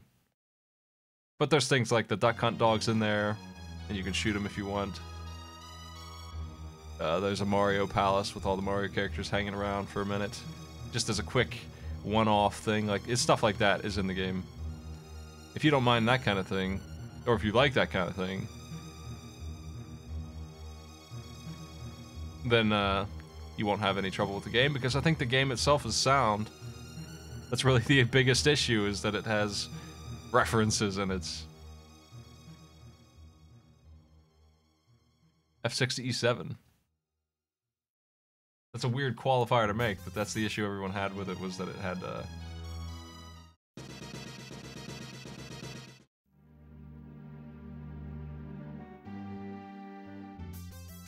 What was that ELO game called? It was called ELO Hell. Yeah, I mentioned that one. That one was the worst one I've done. F67.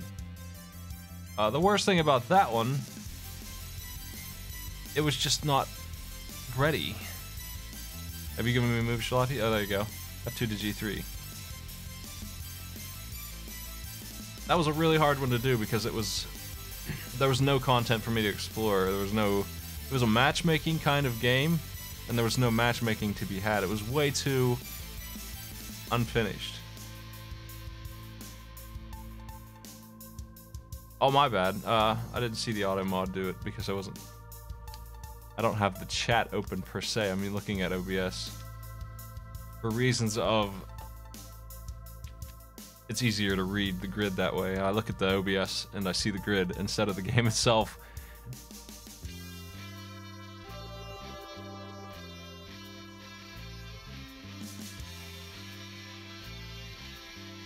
I wasn't paid for the Walking Dead game. That wasn't a sponsored stream for me. I think we just got beta access to it, which is more what I'm used to, you know. This sponsor thing is brand new this year to me. I've never really been paid like that before to do anything. I've been given a ton of games to play for free, but being actually paid, like actively, it's a big chunk of my paycheck, actively. I say, you know, if you want to support the stream, you could just watch sponsored broadcasts. That's true. It adds up to be like 10-15% of the money that I pull in at this point. It's a lot. It adds up to a lot. Without getting too into numbers, it's a big old chunk, man. Because I pull in enough viewers to really get some pay for it by the metrics that they're using.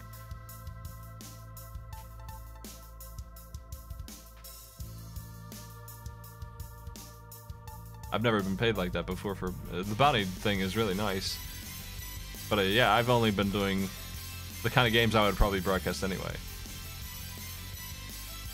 Shalafi, you're up.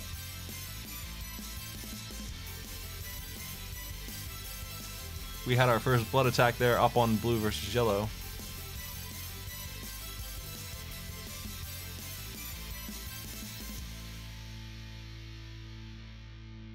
I'm not a very critical person on video games for the most part, unless they're really bad, so it's really easy for me to follow the rules on them. And like I said, I've only really had one bad experience. Everything else has been fine.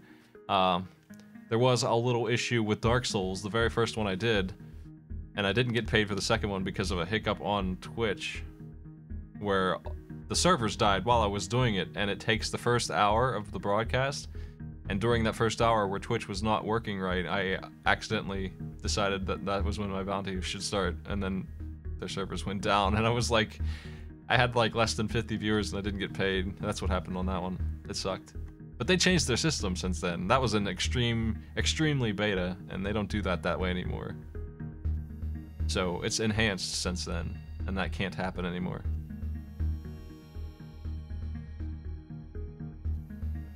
Yeah, that was me, Dan. C5. I don't talk about MOBAs a lot, but I used to play the crap out of them. I was in pretty good position for them for a while, ranking-wise. In what was it? It was Heroes of New Earth, the one that I was playing the most after Dota 1 kind of fell off, before Dota 2 existed. League of Legends wasn't enormous when I was playing them, but it was still the biggest one, and I never really got into that one. So I played the other one that existed at the time.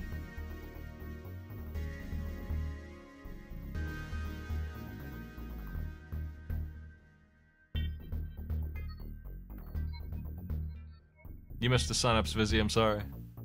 I'll probably do this again sometime, but it will be a long time. I don't think I'll do it again this year. E6 to C6. Anyway, I am into MOBAs to some degree, but that's why I picked that one up. I thought it would be fun. Shalafi, where are you going? I announce my tournaments, I don't know, a month in advance usually. I usually Patreon link them in the announcement for Patreon, and I drop them in the Discord and tweet about them. That's how I divvy out news. And I certainly shout out about them on Arcade Pit when I can. F3 to D2.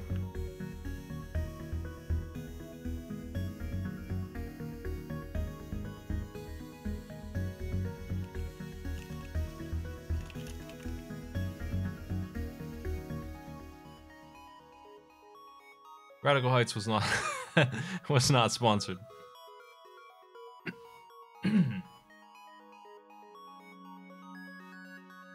B3 to D3.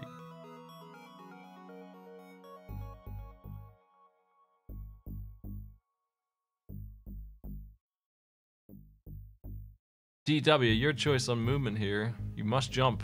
You can jump to 3 tiles.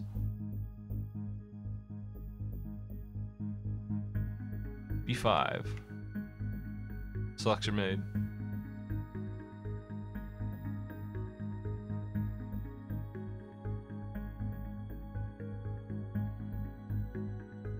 I don't usually do fun matches of this now. This is a new thing. I'm just testing the waters on the viability of this.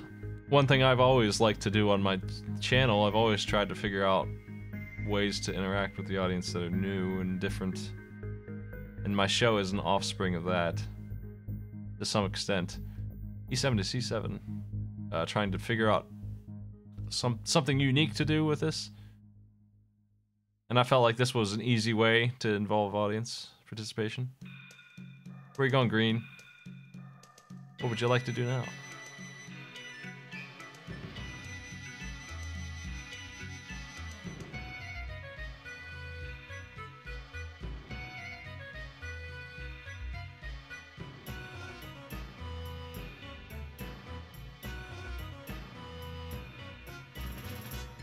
It's a little show. My show is built around quick, snappy challenges, you know. So this kind of thing is a little slow for that.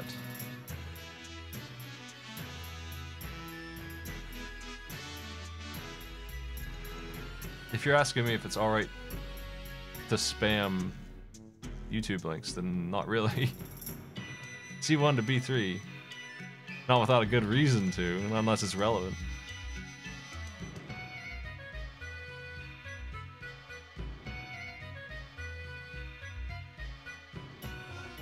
No, it won't be at MagFest. This is too slow. It'd eat up half of my time, and that's no good. Not unless I can do a tournament of it, and that would be a different story. But even that's a little slow. I don't think so. It would be only the top contender would move on, and even that would be too long. Like doing 4 games would be 2 hours almost.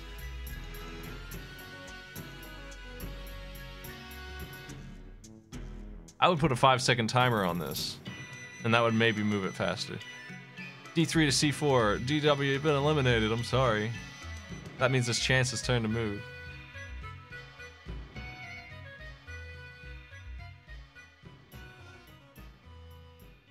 I didn't even see the tournament setups. Sign-ups. I hope I got my panel. I wish I had a way to check. Juker said they'd check for me. Are you around, Juker? Did that pan out? I need to know, man, if I got my panel so I can get ready for it, you know? I'm just in one of those uncertain places with it. I thought our show last year was good. I figured they would maybe give us another shot. I didn't think there was any complaints. B6 to B4.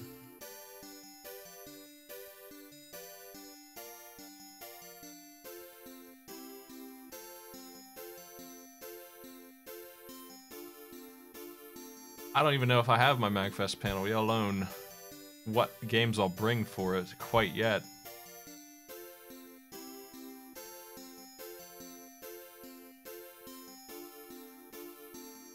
I very much would like to do another one.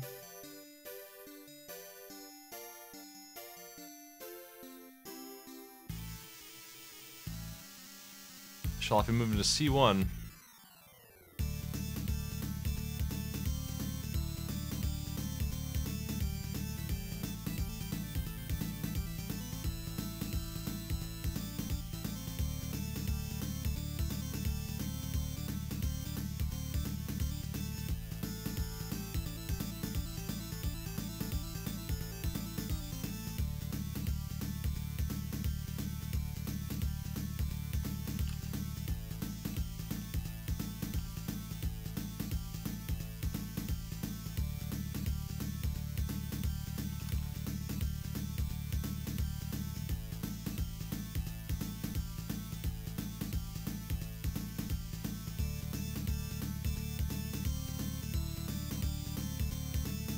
I didn't do Crossfire. Somebody else actually did that, I think. I think that was a thing I read. I saw A1 to A3. I saw that there was already a Crossfire tournament going on.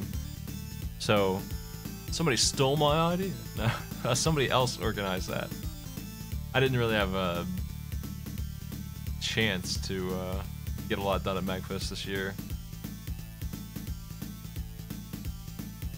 I was pretty busy with my own things that were going on.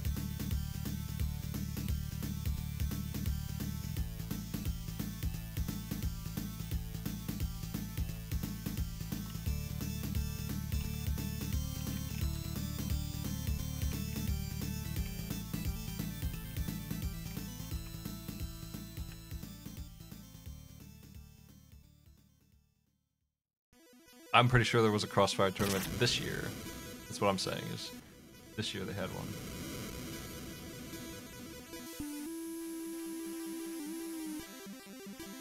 Looking for Chance's move. B5 to A5.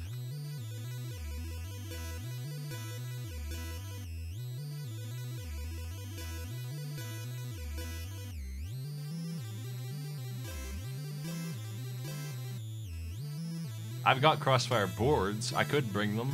I mean, that's a fast game. So, no, actually, that one might work out. I might do a Crossfire match. The live show is going to be a bunch of team battles, F2 to D4. Because I feel like team battles are the easiest thing to get into, the most exciting thing. It's more interesting than regular challenges, for the most part. Only the greatest single-player challenges would show up on that. There are still some, but... Cal and Zombie, thanks for the big sub. That's sixer, man.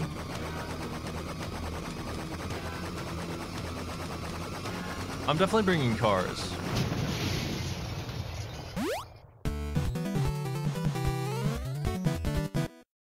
Spot.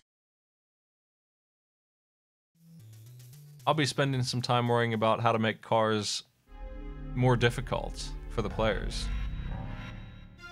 Handing them my phones and having them race. It's definitely going to happen. I'll figure that out when I get there. Chance, your turn.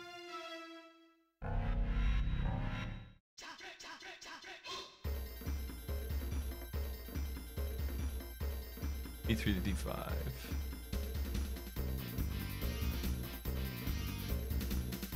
E4 to B3.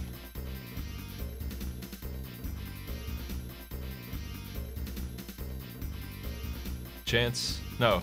Shalafi. My bad, I'm mixing up the players. Shalafi, you're up. Green.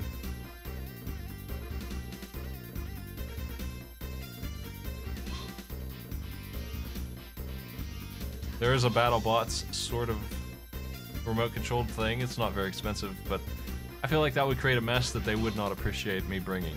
Even Crossfire is kind of messy. It could be. Pieces could fall around. The ball bearings that they use for bullets in that little mess of a game get everywhere.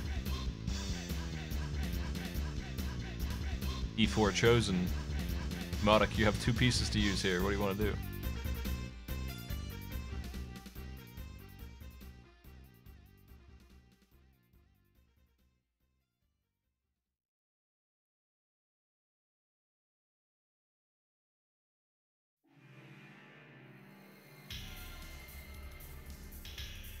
Falling back into B6.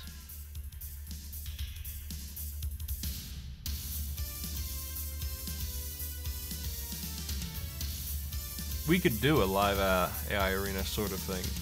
I didn't think it would go over very well though.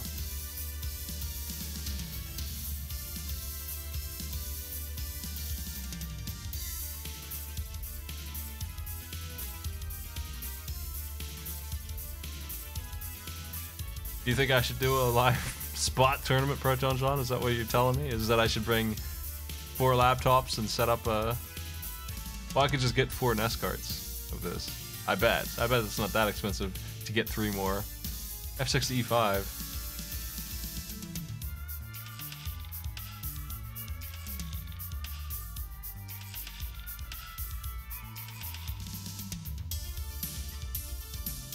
Shalafi, your move.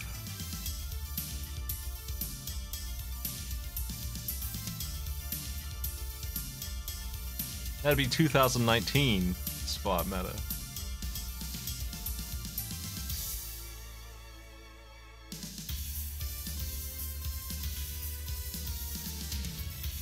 G3 to F5.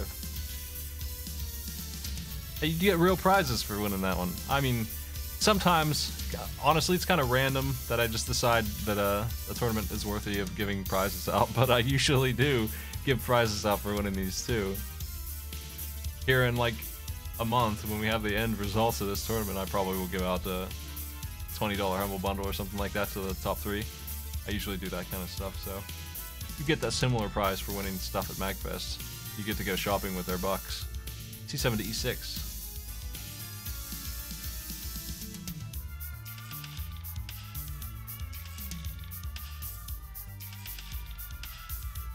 Chance Canson.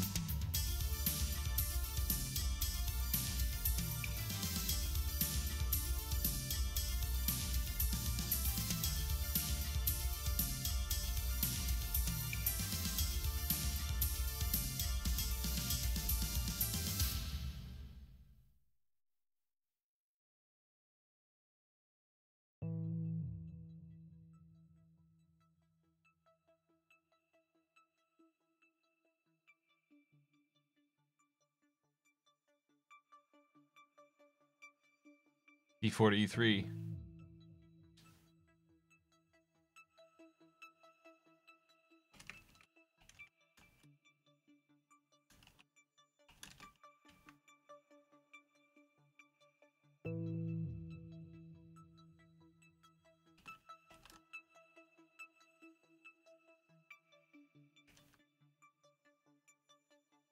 Shalaf, it's your chance to move one of these two pieces you have.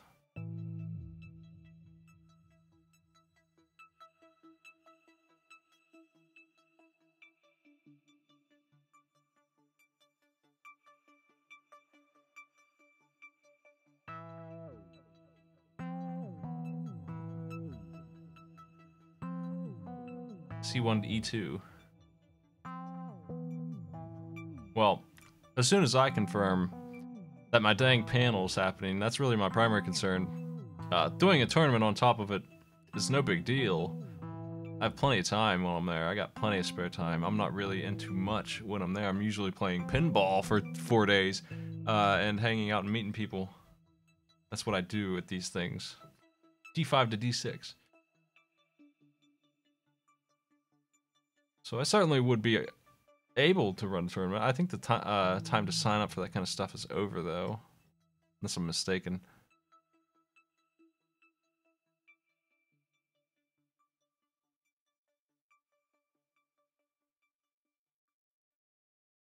I wasn't even sure if my panel submission went through. But sure, I'll probably end up signing up a tournament for this because it went so well, and I think it could be done. I have help this time with my setup, as opposed to hindrance. I had a lot of hindrance last year, actually. A lot of personal stuff was happening. E4 to F2.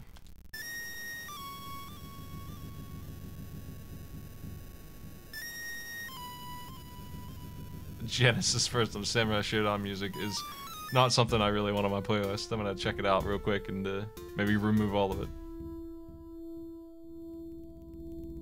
Shalafi, it's your chance to move. You got two pieces here.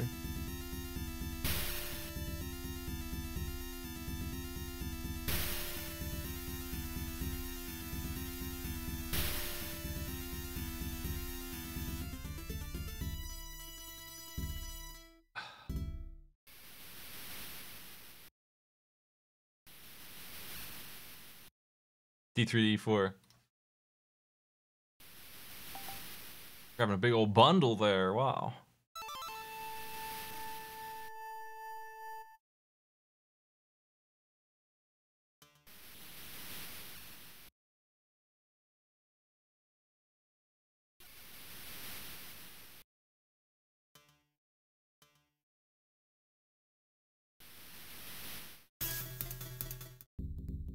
I'm looking for good music in this playlist real quick while this game wraps up. We're almost done here, which means it's time for the next group to prepare.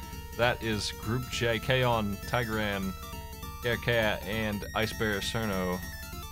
F6 to F4.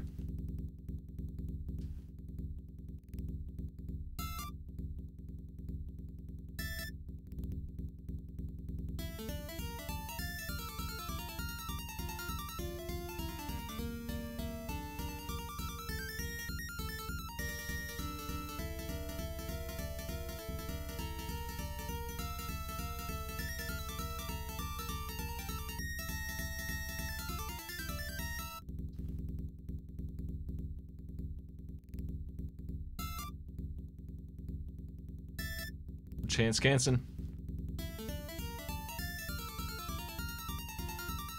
Never give up, Shalafa. You can still pull it off, maybe.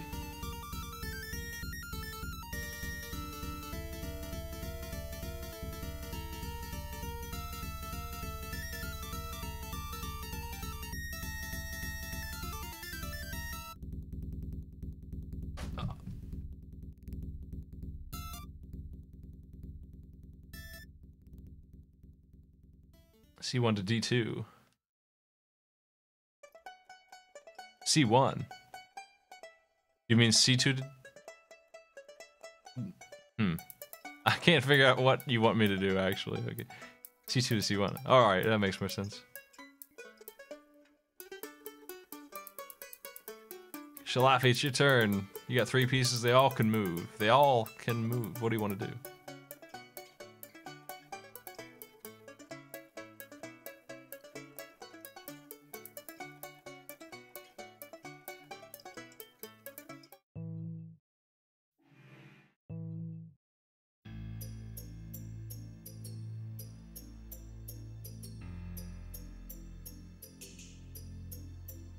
Extreme Zeros helped me get a lot of fighting game music in my playlist because I was interested in a lot of it.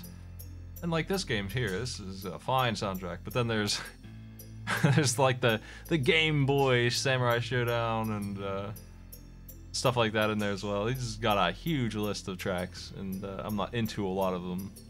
I'm into most of them though, so I'm happy to have it and I appreciate that.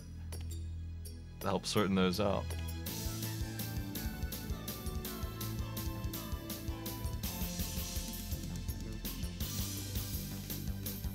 D5 to F6.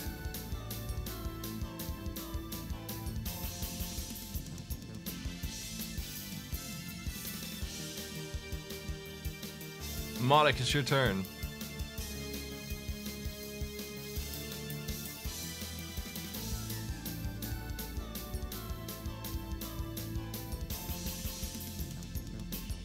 I've never played God Hand. Hey, Falsmeyer. My submission was Arcade Pit. I'm pretty sure that those 2 words would be featured in it somewhere. Unless I completely screwed up my submission. Surely that's what it's called. Because that's my brand.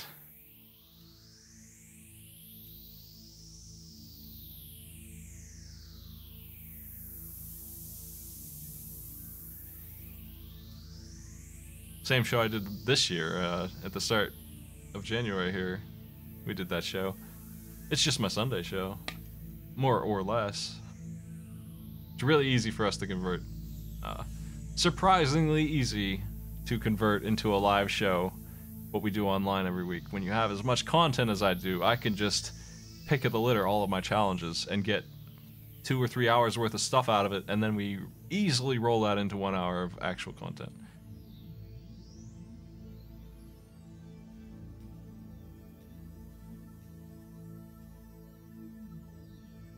So we had no trouble at all getting it ready. We got lucky to do it this year. Such a last minute thing, and we still made it happen because it doesn't take much on our side. Did you give it did you give me a move, Modic? I didn't see it. There it is, E4 to D5. My bad.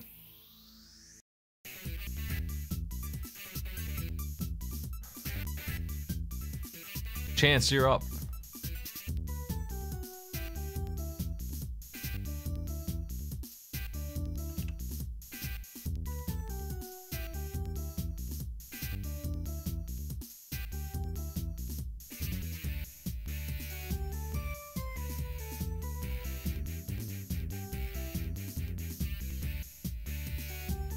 Oh, that's cool. I wasn't sure that my panel submission even went through.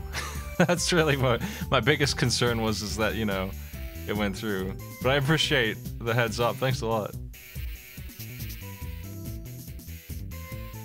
F2 to F3. We'll do that.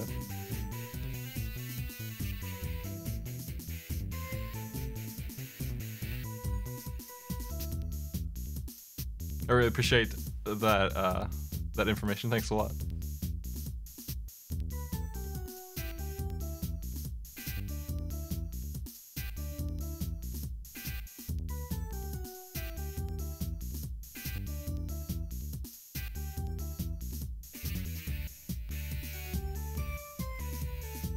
Shalafi, you're up.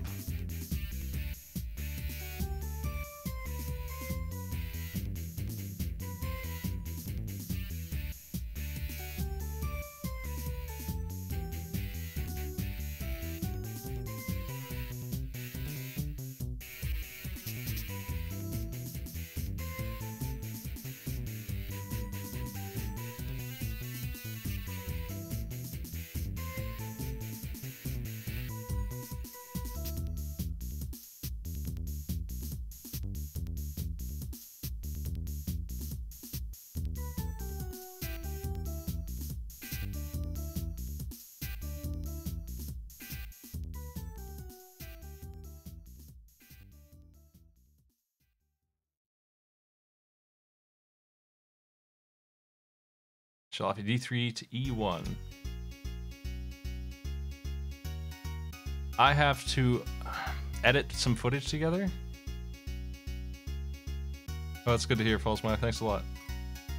I'm glad it went so well. It seemed like it was a success of sorts.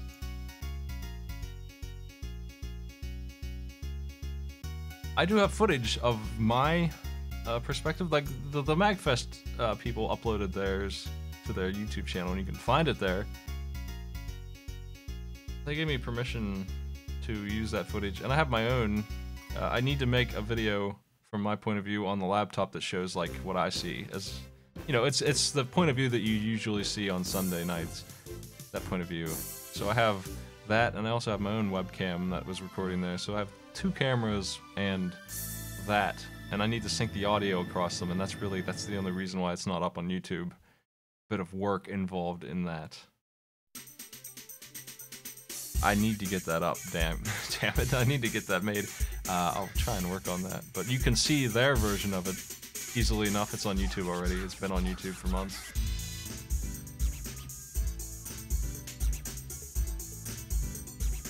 Modik has done D4 to D3.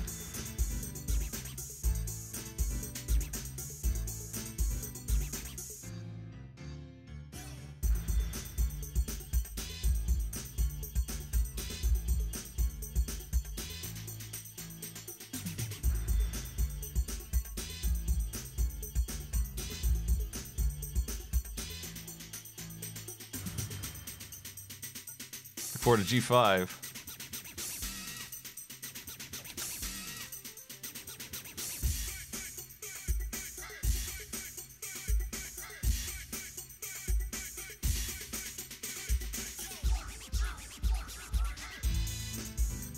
Chilafi, you've been consistently bullied this game, I've noticed. You're just always having just a few moves. You still have some here. What do you want to do?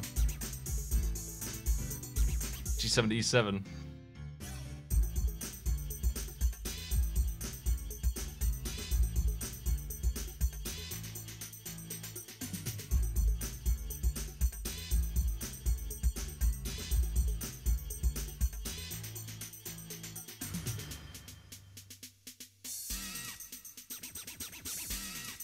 Modik, your choice. You have what? You have access to all 5 spots that are remaining here.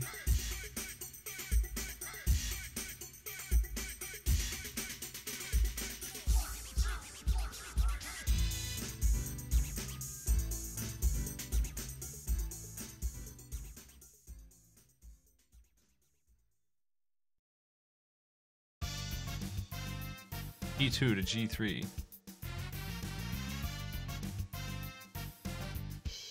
Give him the business. Chance Ganson, you're up.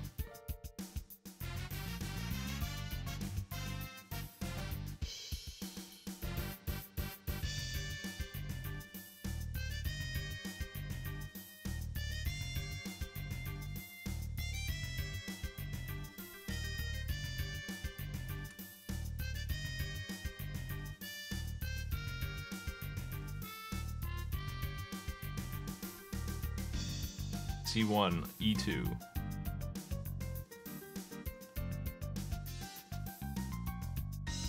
Playing the numbers. Shalafi, it's your turn. What do you want to do?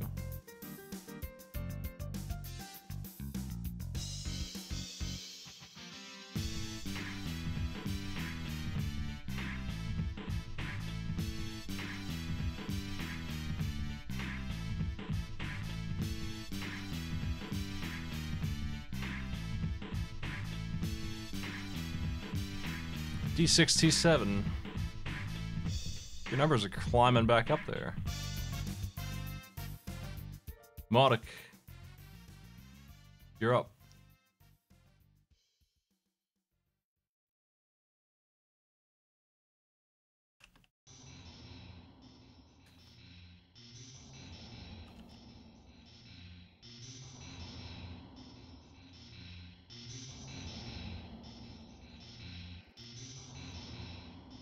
C2 to C1. Okay. Chance Canson, you're up. What do you want to do? You must jump. You must pick a corner. which corner would you like? You have 2 of them to choose from here, and you have a few pieces who can access them. Katara, hey, thanks for the sub.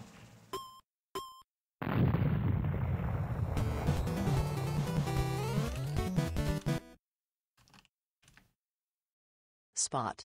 Spot. Spot. Spot. Spot. Very exciting.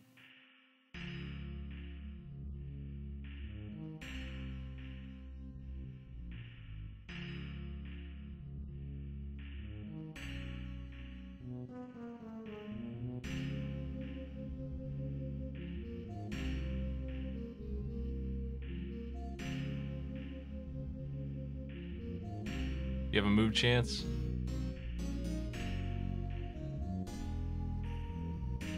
The game wrap up is happening now. F5 to G7. Shalafi, it's your move.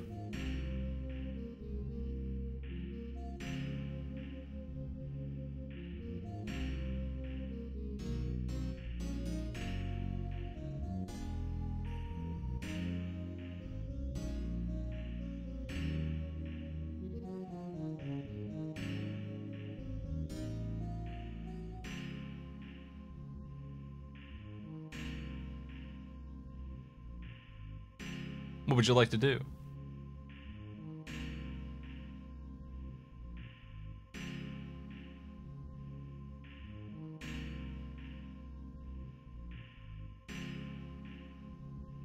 E7 to F5.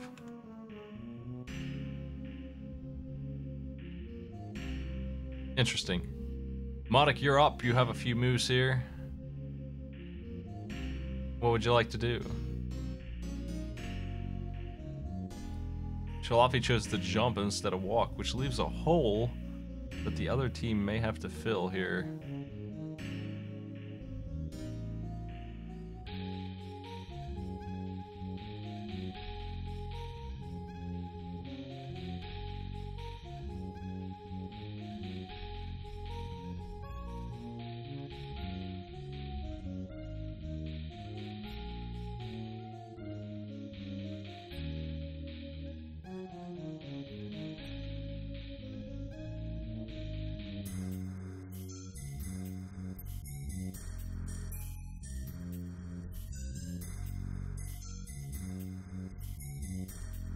A5 to A7.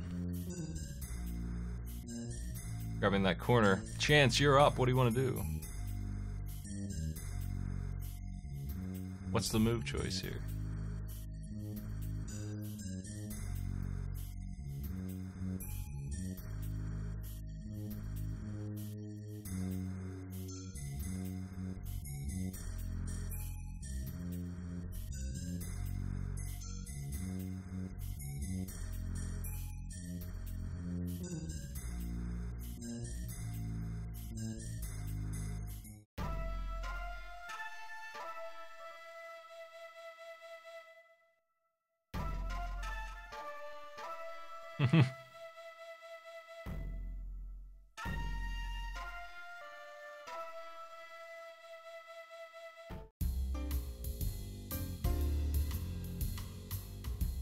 B4 to A5.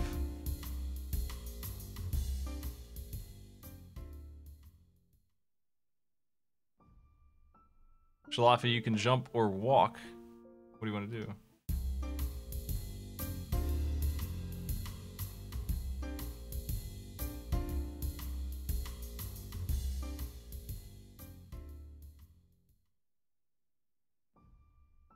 That was a surprising move from Chance, but I guess it adds up. It all checks out.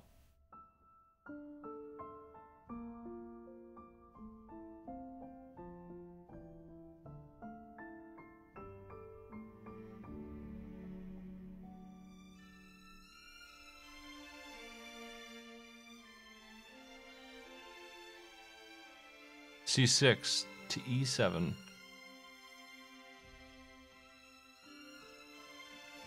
Do you want to jump? Modik, it's your turn. What do you want to do?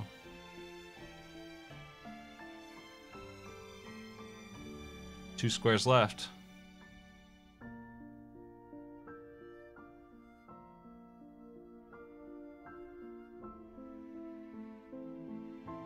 D5 to C6.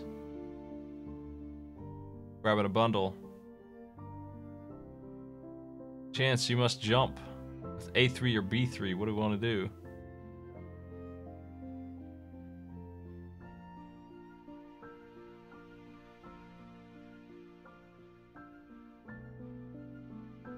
The range a piece can move is 2.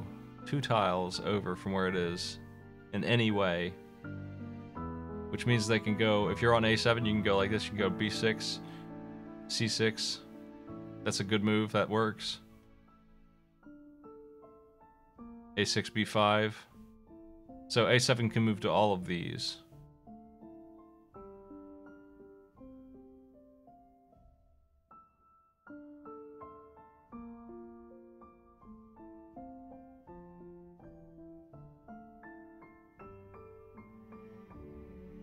A3 has been chosen.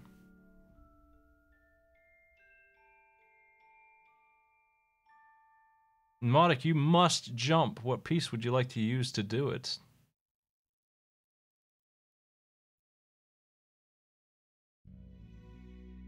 Has to be one of these on the edge.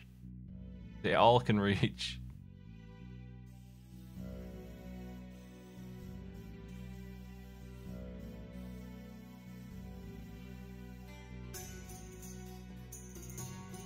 C2 has been chosen. Shalafi, you have no choice but to jump. Oh, never mind. Chance is up. Chance, do you want to walk in or jump? My bad. I'm mixing up the players. It's Magenta's turn here. Blue being missing is really throwing me off.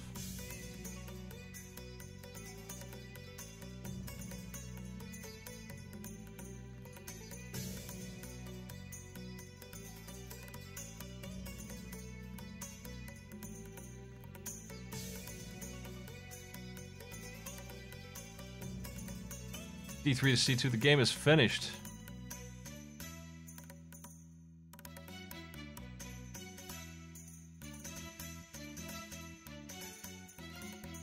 Chance Canson takes it.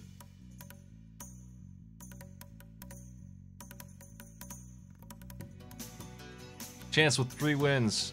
Modic with 5. You two will be advancing. Thanks for playing. We'll see you next time. In the meantime, though, Kaon, Tagrin, Archaea, and Icebearer Cerno, you're up.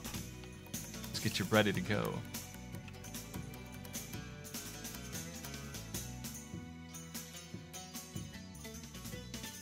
Any players missing?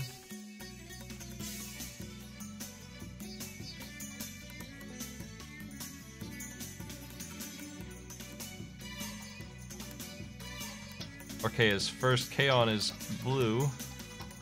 Ice is magenta, Tigran is green. That is our order chosen.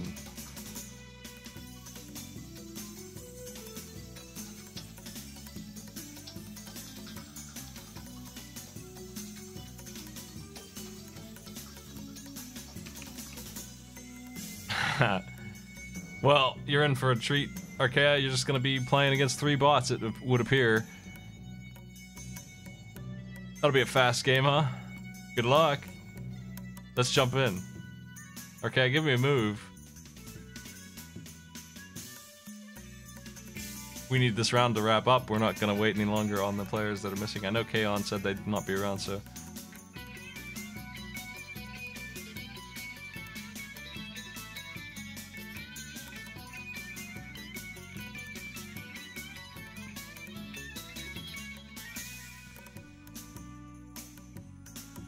Bruise is one of the OC remix kind of people, and they made a lot of different stuff. I have all their songs here.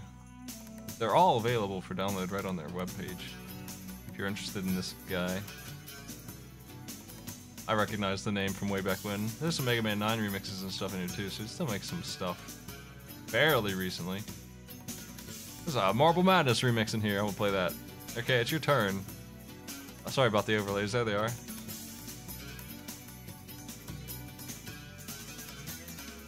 The tourney's double elimination, and the round robin part, the first part, is already done. They've already done their 2 matches.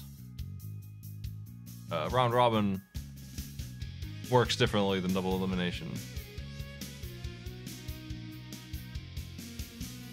Round robin is the first one. Well, it's just the top out of 6 games total, out of 6 points.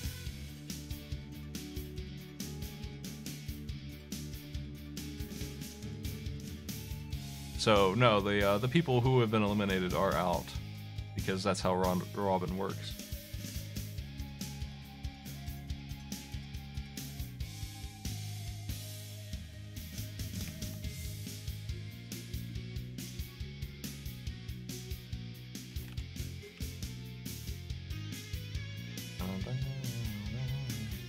What a good ass remix, I love it.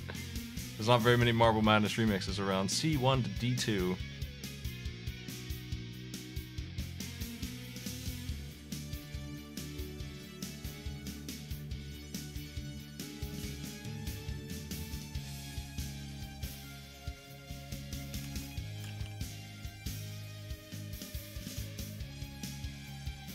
Okay, it's your turn. What would you like to do now? Where do you want to go? What do you want to do today?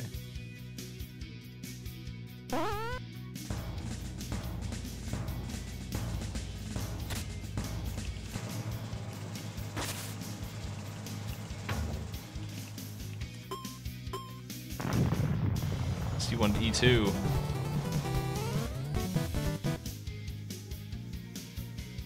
Here for the cool spot. Dark Data, thanks for the sub.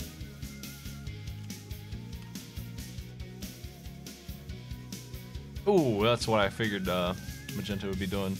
Green's out. Green is finished. Tigran has failed to win this one. Tigran had 2 wins, so that was player 2 already down. That's good news for Archaea, that boosts them up. Tigran gets 0 for this one.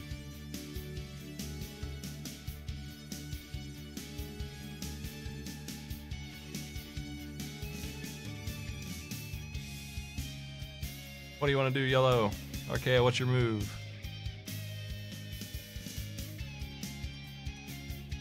Well, one bot will certainly take a win. One of the players who's a bot tonight will move on. Somehow, no matter what.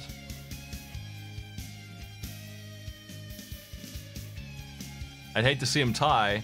I'll have to have my first bot match to break a tie. First tiebreaker that I'll have to use a bot on.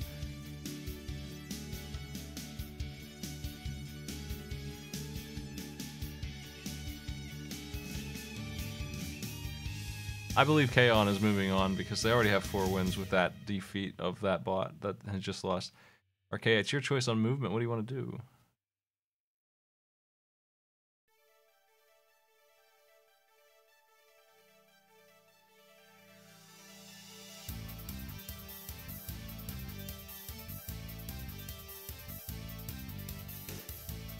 A1 to C2.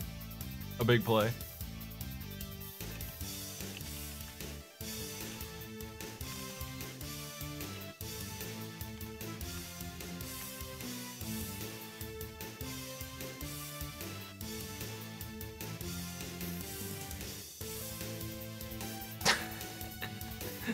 I didn't record bots in any way. I don't really have an easy way to do that. Okay, you're up.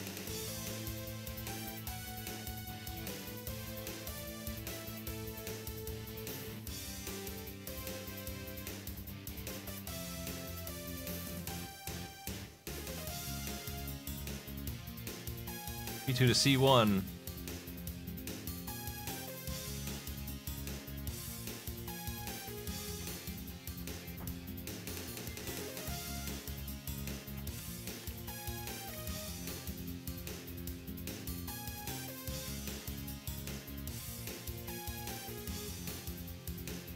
Archaea, it's your turn. It rapidly rolls around back to you when they instantly move.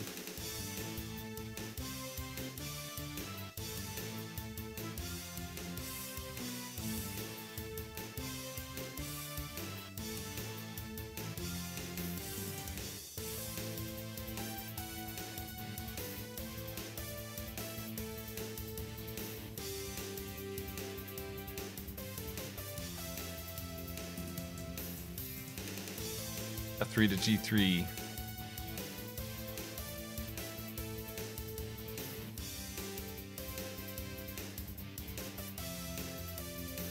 Blue's stealing a corner away. Magenta's gonna start hitting up Blue's tiles here a little bit. Yellow, Archaea, what do you want to do? What do you want to do the move?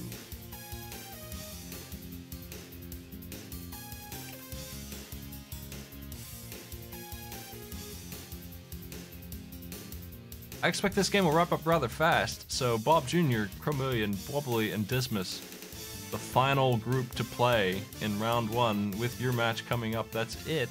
So I hope you're around to play as well. That's the last one we're doing today. It's also the last match in round 1 total. Round robin will be complete after that, and we'll be down C3 to C4. We'll be down to 22 players out of 44 after that match is complete.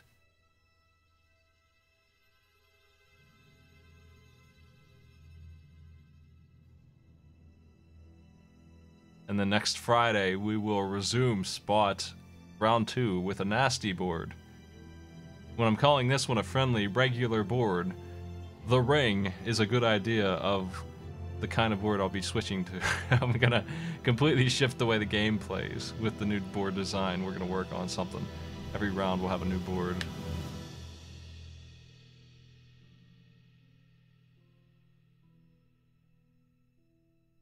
Okay, it's your choice. What do you want to do? C3 to B5. Grabbing 4.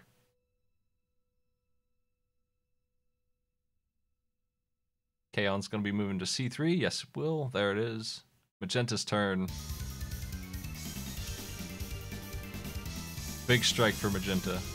Archaea, it's your choice. What's going to happen now?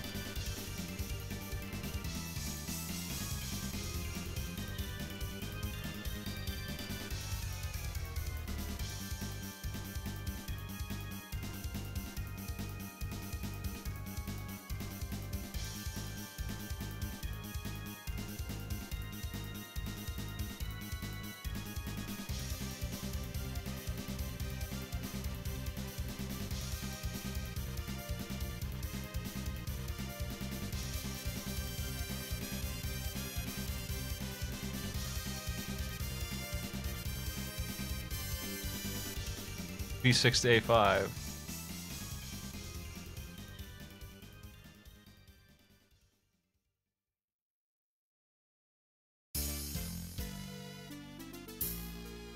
What the heck? What the heck, Magenta? You're up. Alright, there it is. Yellow, Archaea, your turn.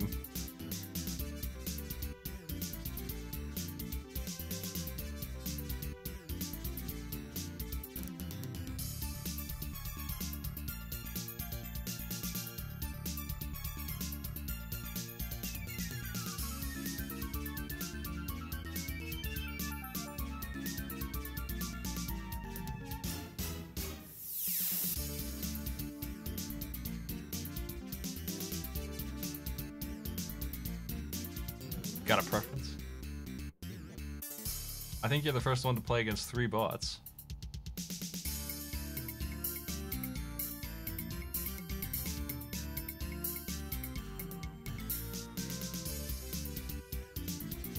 Roller skating up there, grabbing 5. Blue gets that big score. Okay, your turn is back up. You don't have as many options as the other 2 here, but you do have a few.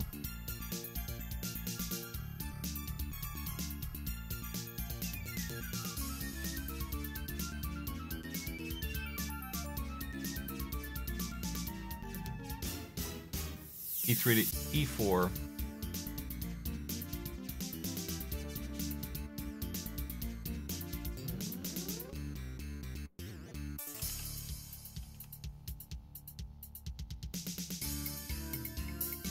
Man, wow, brutal. Archaea, it's your turn.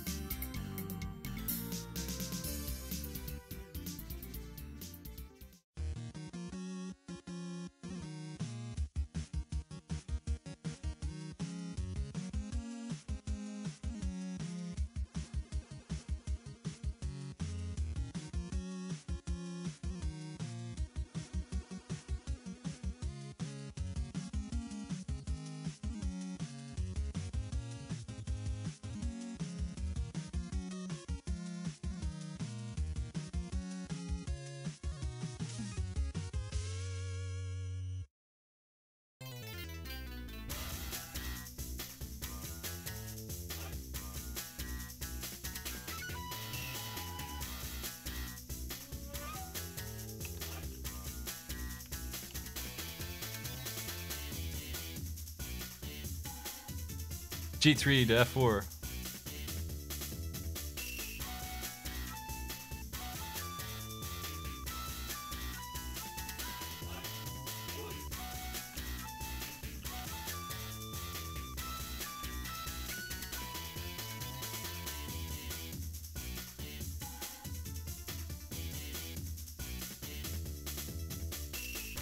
Okay, you must jump. You must choose F3 or G3 to do it with.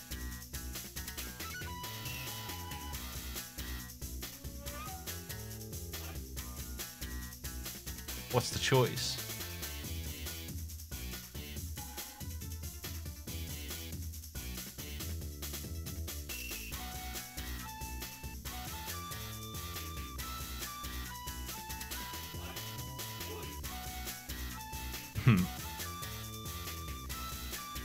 F3 to G5. Allowing Magenta to walk in. But they won't be doing that because blue goes first. I didn't see D2 up there. Interesting. The game is finished. Ice Barrier wins. Kaon takes second. Okay, gets third. Let me see the scores here.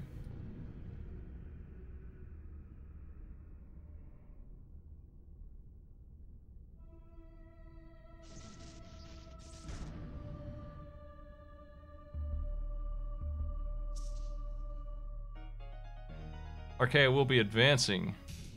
Unless Ice Bear Cerno is in the chat right now. Don't see him, so we're gonna default that win over to Archaea. By beating one AI, you locked yourself in for a victory there.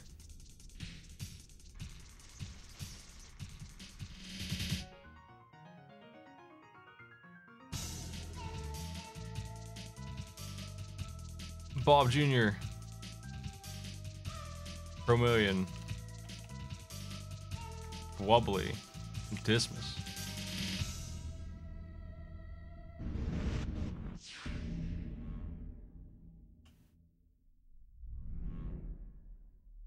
Dismiss is yellow. Promillion is blue. Wobbly is on magenta, and Bob is on green.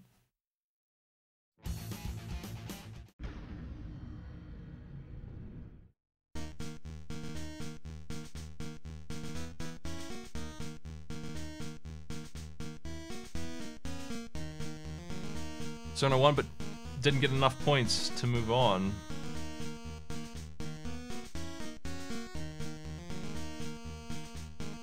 You got 1 point for beating Tigran. The way round robin works is there are, let me count them.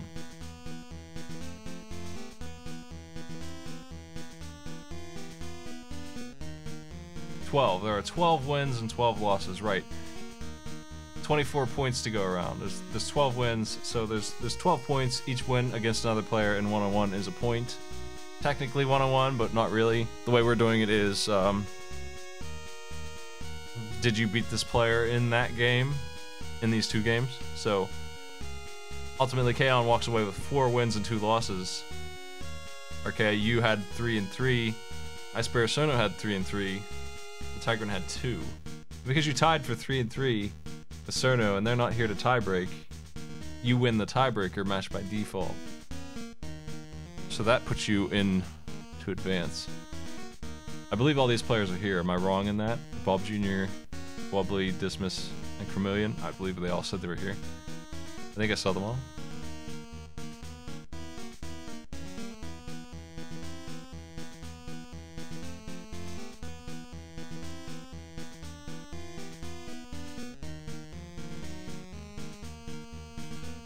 I don't see Dismiss, actually. Missing 1. Hey, Wobbly, thanks for the host, by the way. Dismiss is going to be AI.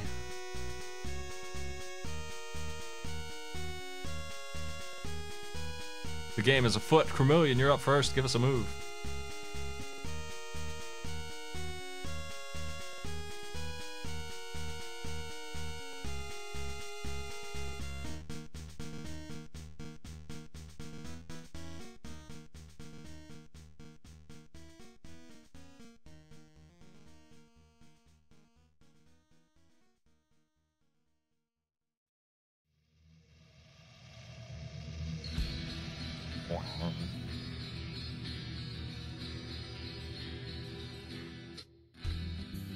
Having trouble with controllers here. There we go.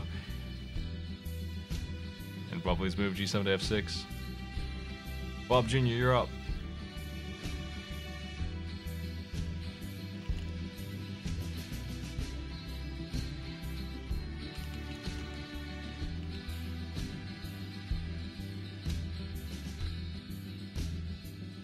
G1 to F2.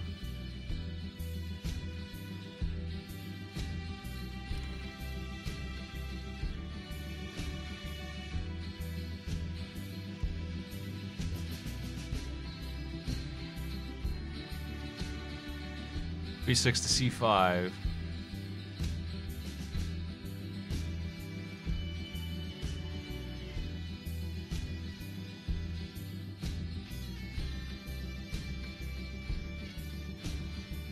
F6 to F5. The current score: Bob Jr. has 3, Chromillion has 2, Bubbly has 1, Dismas has 0. So AI Dismas there needs to win to have a shot at advancing. And even then, how could they advance? That would be rough for them. I don't think it's possible for AI Dismas to move on. F2 to F3.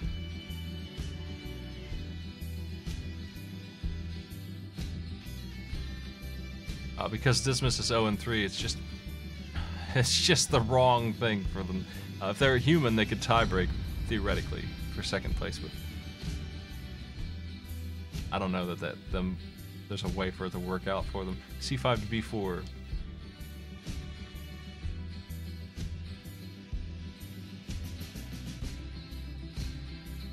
Wobbly.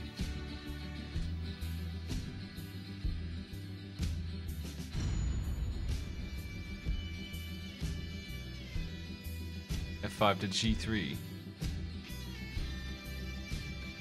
Bob Jr., your turn. You must jump. E3 or E2, which one would you like?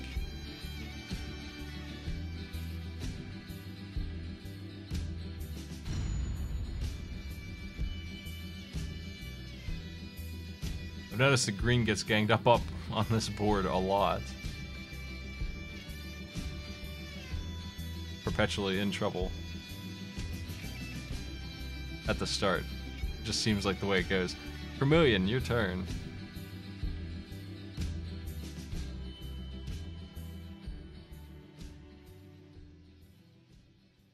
It used to be blue, and now it's switched to green as the one bullied at the beginning.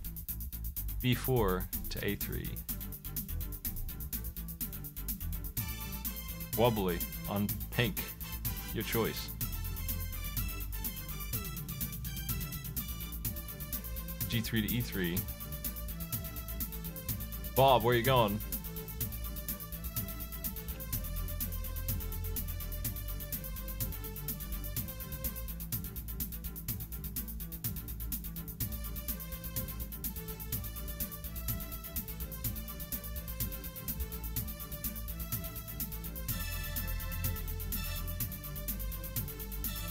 E1 to D2.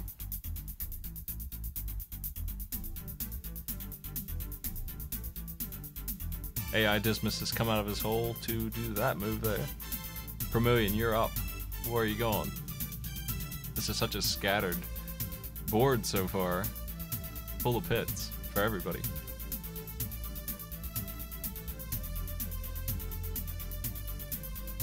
A3 to B3. It's looking bad for Dismas. Wobbly, you're up first. Where are you heading?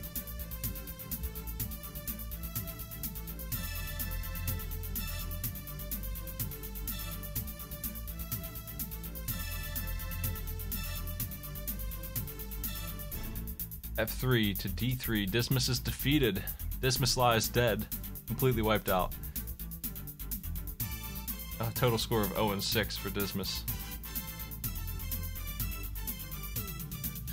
We're fighting for first and second now, and anyone can take it. What do you want to do, Bob?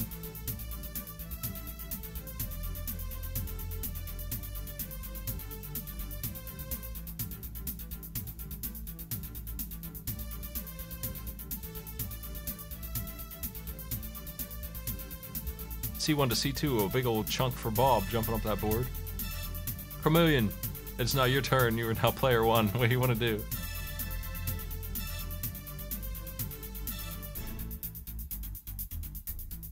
E4 to C4. Oh, we better get the right animation for you. Dive in. Wobbly, your turn.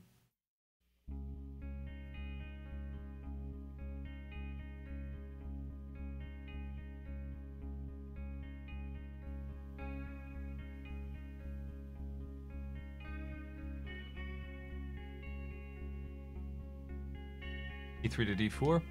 And Bob Jr., that leaves you as green. Where do you want to go?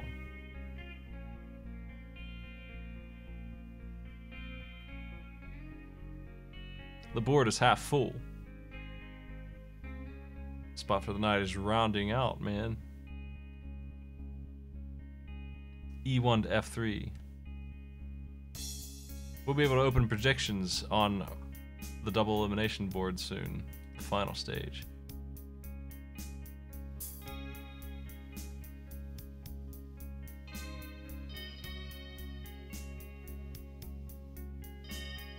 What I'm gonna need,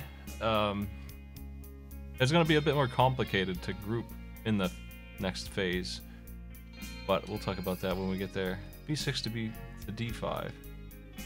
So it's going to be a series of one-on-ones, but you're going to be playing on the board with another one-on-one at the same time. It's a very unique thing for a tournament to do. I did it during some of my other stuff as well. This is my workaround to make a 4-player bracket out of a bracket that refuses to do that. So you're going to be able to influence someone else's game as well as your own at the same time. Everyone will be in this situation. We're doing 4-player matches, 2 at a time. 2 one-on-ones on the field at once. D3 to E4. To organize that, what I'm gonna need is for both players to be here, and if both players aren't, I will turn them to bots, but it's going to be a last resort sort of thing. Unlike this, since they're a little further in, we'll turn into bots those players that aren't there at the end of the day when it's time for the round to finish up.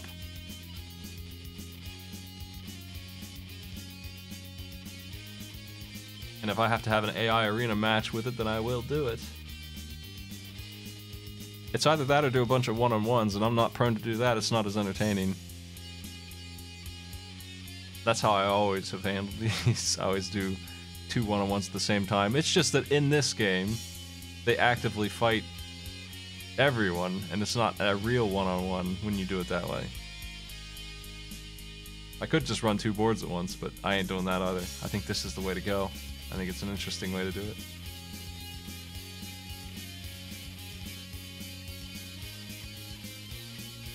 B4 to B5.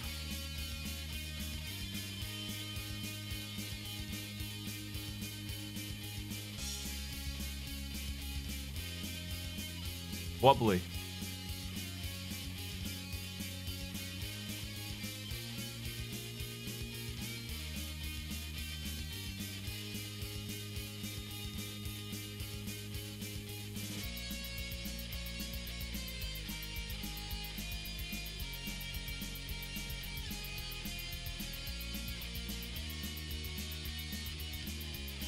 I do believe that the 4-player aspect is why this game is entertaining at all. One-on-one is lame. It's very predictable.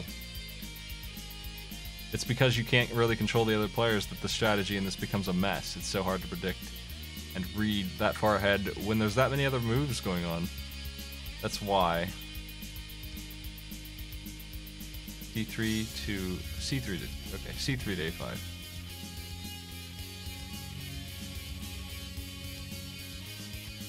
Bob Jr., you're up. What do you want to do? I remember when you were down to 1 piece. Look at you now. Doing fine. Anyone could win this game. Where are we going, Bob?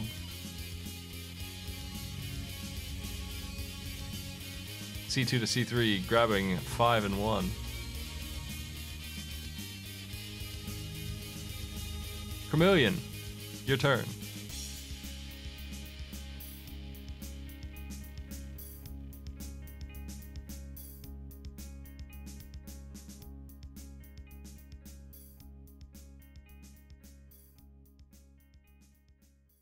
C5 to E5, a jump for 5.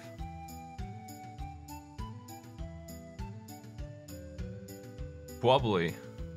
Your turn. What's the move?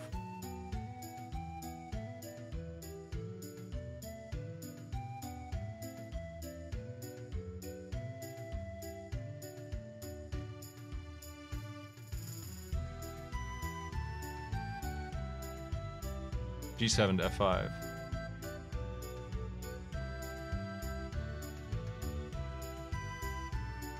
Bob, you're up. What's going on?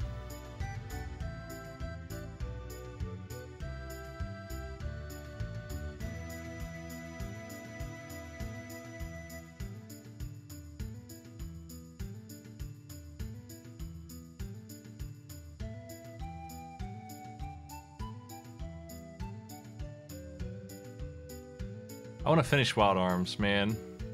It's such a hard game to wrap up because the combat system in it is not as good as the overworld system as far as holding up goes. It's just a generic 3D RPG, and then the overworld is a really good Link to the Past kind of thing, and it's so much better than the combat.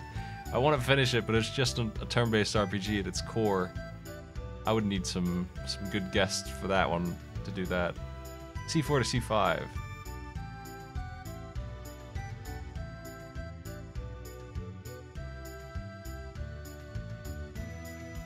Vermilion, you're up.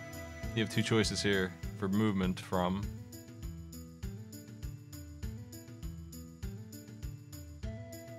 A7 to B6.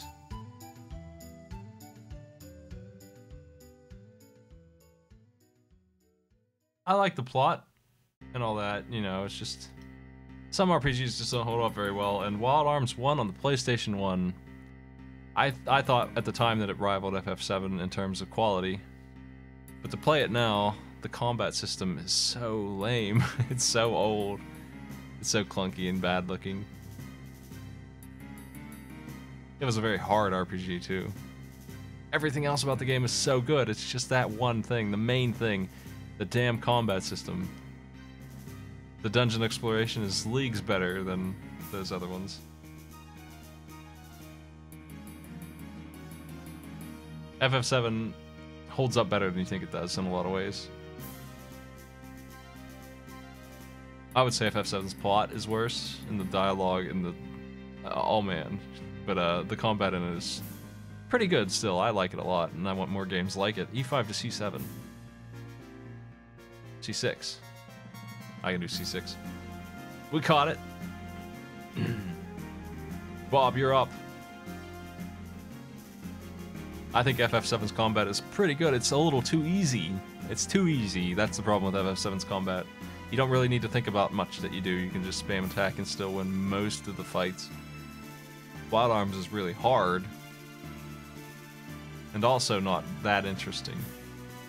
D4 to E5.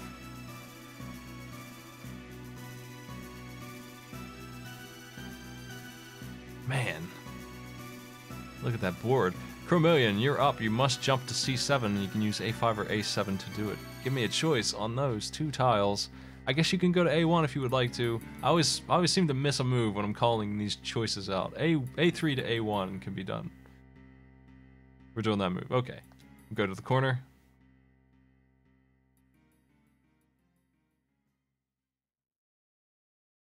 There's some fights in Wild Arms 1, like the, I can't remember what god it is, but she's in a crumbling temple and you have a timed exit. That was the last thing I did. It's where you're getting ready to marry on the pirate ship. And there's fights like that in the game that are just brutal. Optional fights. C6 to D6. I think it was Death. Death was the god, and she kept putting them to sleep constantly. And I called the sleep spell can be renamed to whatever you want, and the enemies will spam it too, so I renamed it to Killer MC's Jokes. And she just kept using that. I remember that. That was the last thing I remember from Wild Arms 1 when I played it. B3 to A3 for Bob. Vermilion, you must jump now to the one I said before. C7. A5 or A7 to do it.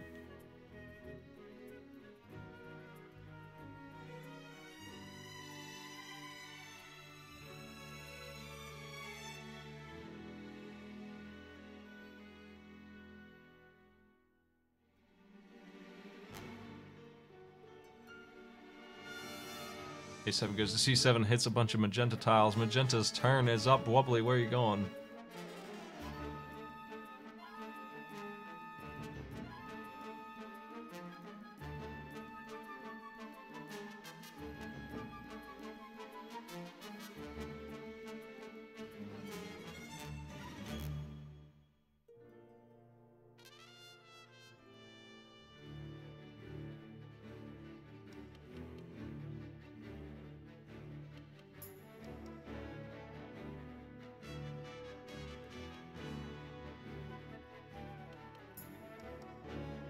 E5 to F2.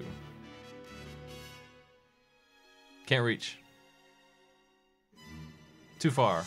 You can go to G3, G5, G7, E6, or E7. Or A7. What's your options? G3.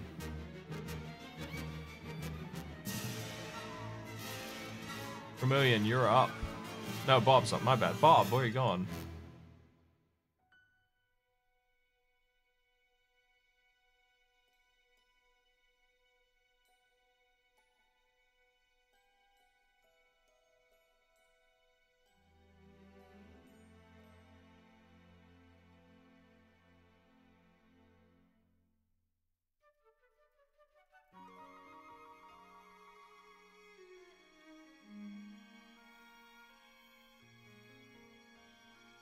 E2 to F2.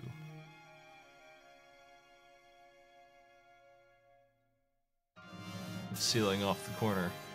Vermilion, what's the move?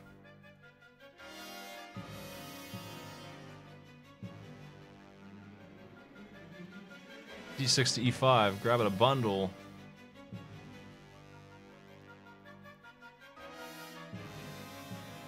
Wobbly, it's your chance to go. What do you want to do?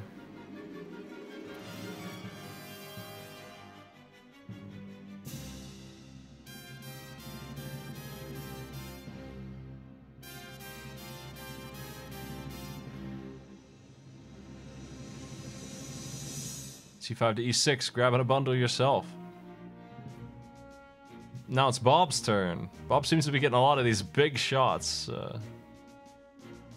Where you going, Bob?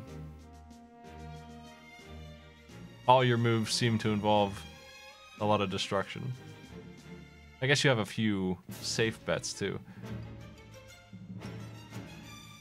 C4 to C5.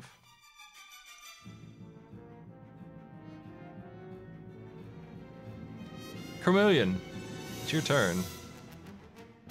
What would you like to do?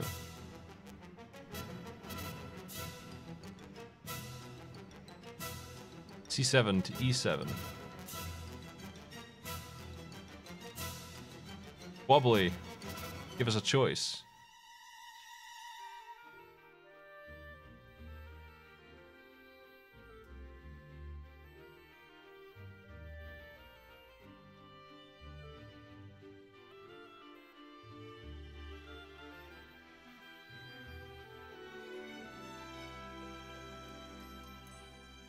Rocking 21 value here as the game ends up with 5 tiles left. E5 to C7. Bob, it's your turn. I remind you, Bob was almost eliminated at the start of this. It was down to 1 tile.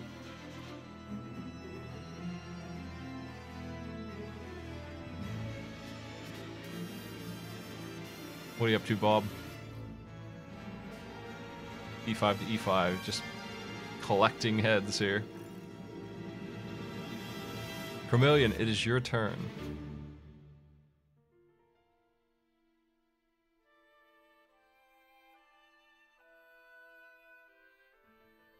E7 to G5. Oops. We're good here. Wobbly, what would you like to do?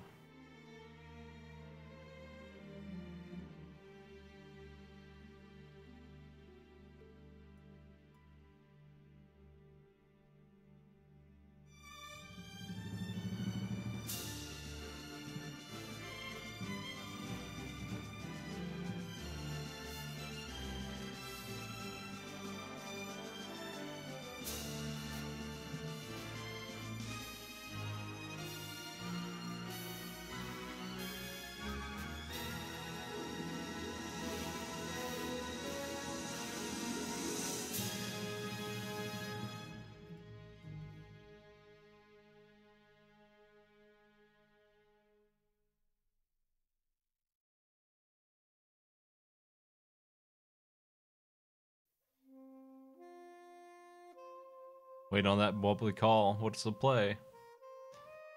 Give us a choice. C6 to E7.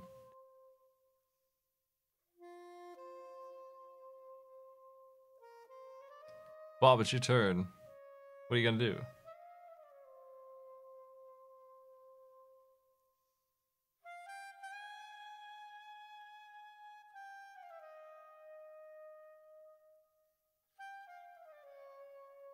Nice 4x4 cube. We've seen the 9 plenty, but the 4x4 here, the 16er, that's a powerful move.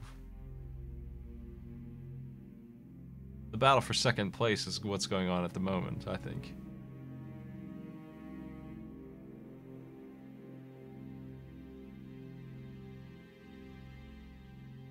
C5 to C6.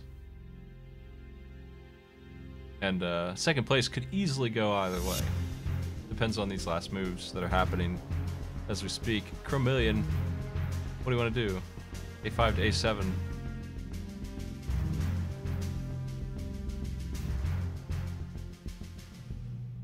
Wobbly, it's your turn, and you must either jump or walk here. What do you want to do with that?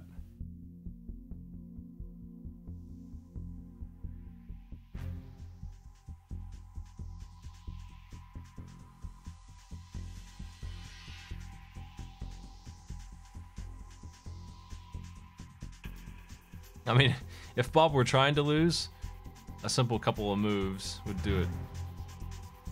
D6, going in. C5 to A5 would open one. C3 to E1, and then that's it. Blue would win. That's all he would have to do if Bob wanted to start this game. It's a couple of bad jumps like that on purpose. But, you know, barring those 2 or 3 moves. E5, D6.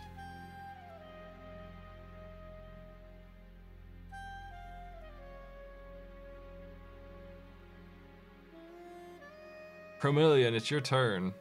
You have one choice here, and you have 2 choices to jump with. How do you want to go there? Walk or run?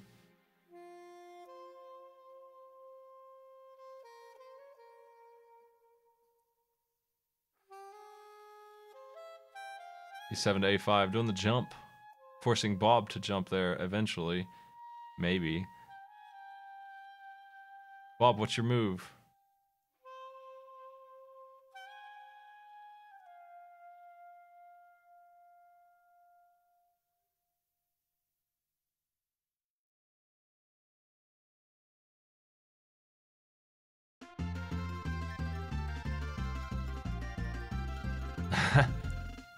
E2 to E1. We're back to Chromillion.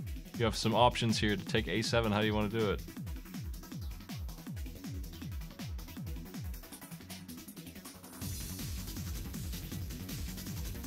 B6 to A7. Closing that gap up. Bob, you got this last tile here.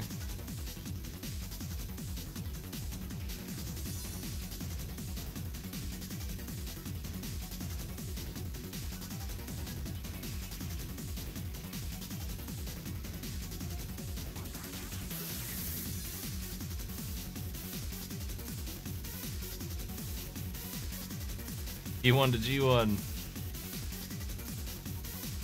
Nothing's open. Bob, it's your turn.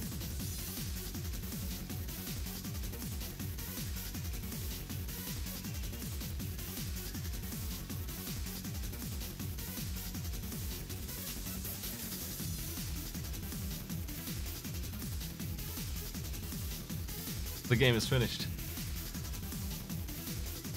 Chromillion and Bob will be moving on.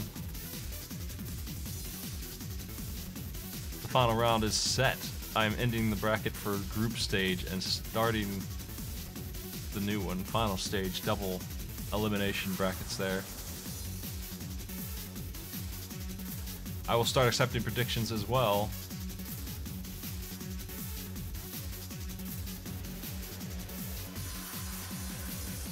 If you're interested in doing predictions on that, it's up to you. We're gonna have 42 games divided by 2, so 21, right? And it's gonna be, like I said, everyone playing at the same time, 2 groups at once, 2 one-on-ones at once, and certainly the possibility exists that a player from one-on-one in the left will wipe out completely a player from one-on-one on the right. I'll be randomizing where you are in the field still. It'll play exactly the same way. It's just that your primary focus is to beat the other player in your one-on-one. Destroying the other 2 does nothing for you unless you beat the other player in your one-on-one.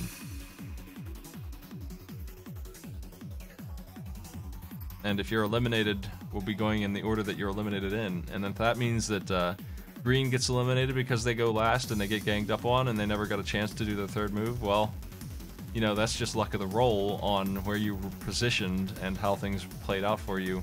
It all comes down more to player choices than anything else. And not necessarily a mistake on the player's part, but a choice by the other players on the board that gets them eliminated. That's all part of this. So don't feel too bad if that happens to you, but that's what's going on now. So right out the gate, you can see a few matches are scheduled. Bob Jr. and Finn, Kami and Yoshara, Polterghost, Malicus, Vask and Gamma, Fish, Chance Canson, Kaon and Chromeleon, Techno Wolf and Tepto, Proton John and Deranged Dan. Those are the groups that we can do. So if you're here next Friday at 8, we'll be running down those lists, doing whoever is here. I'll avoid bots as much as I can. There's a limit to how much I can avoid it, though. Eventually, if you're not here, I'm just going to make the call to just use a bot in your stead. So be here. That's the best I can do for that. If you're interested in winning, you'll just need to be here Friday at 8.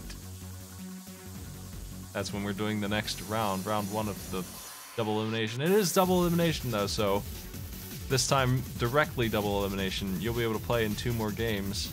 It's very similar to round robin in that you'll get to play 2 games no matter what. But if you keep on winning, if you beat your other opponent, you will keep on going. Unlike this, where you beating one person doesn't necessarily mean a victory. It's much more clear now. But that's what I got for you tonight, so thanks for coming by, everybody. Arcade Pit tomorrow, we have 2 games at 8 like usual. And then I will be doing a sponsored broadcast of some capacity. I'll see you then. I appreciate coming by and watching the show and all the subs coming in today. Thanks a lot, everybody. Really appreciate it.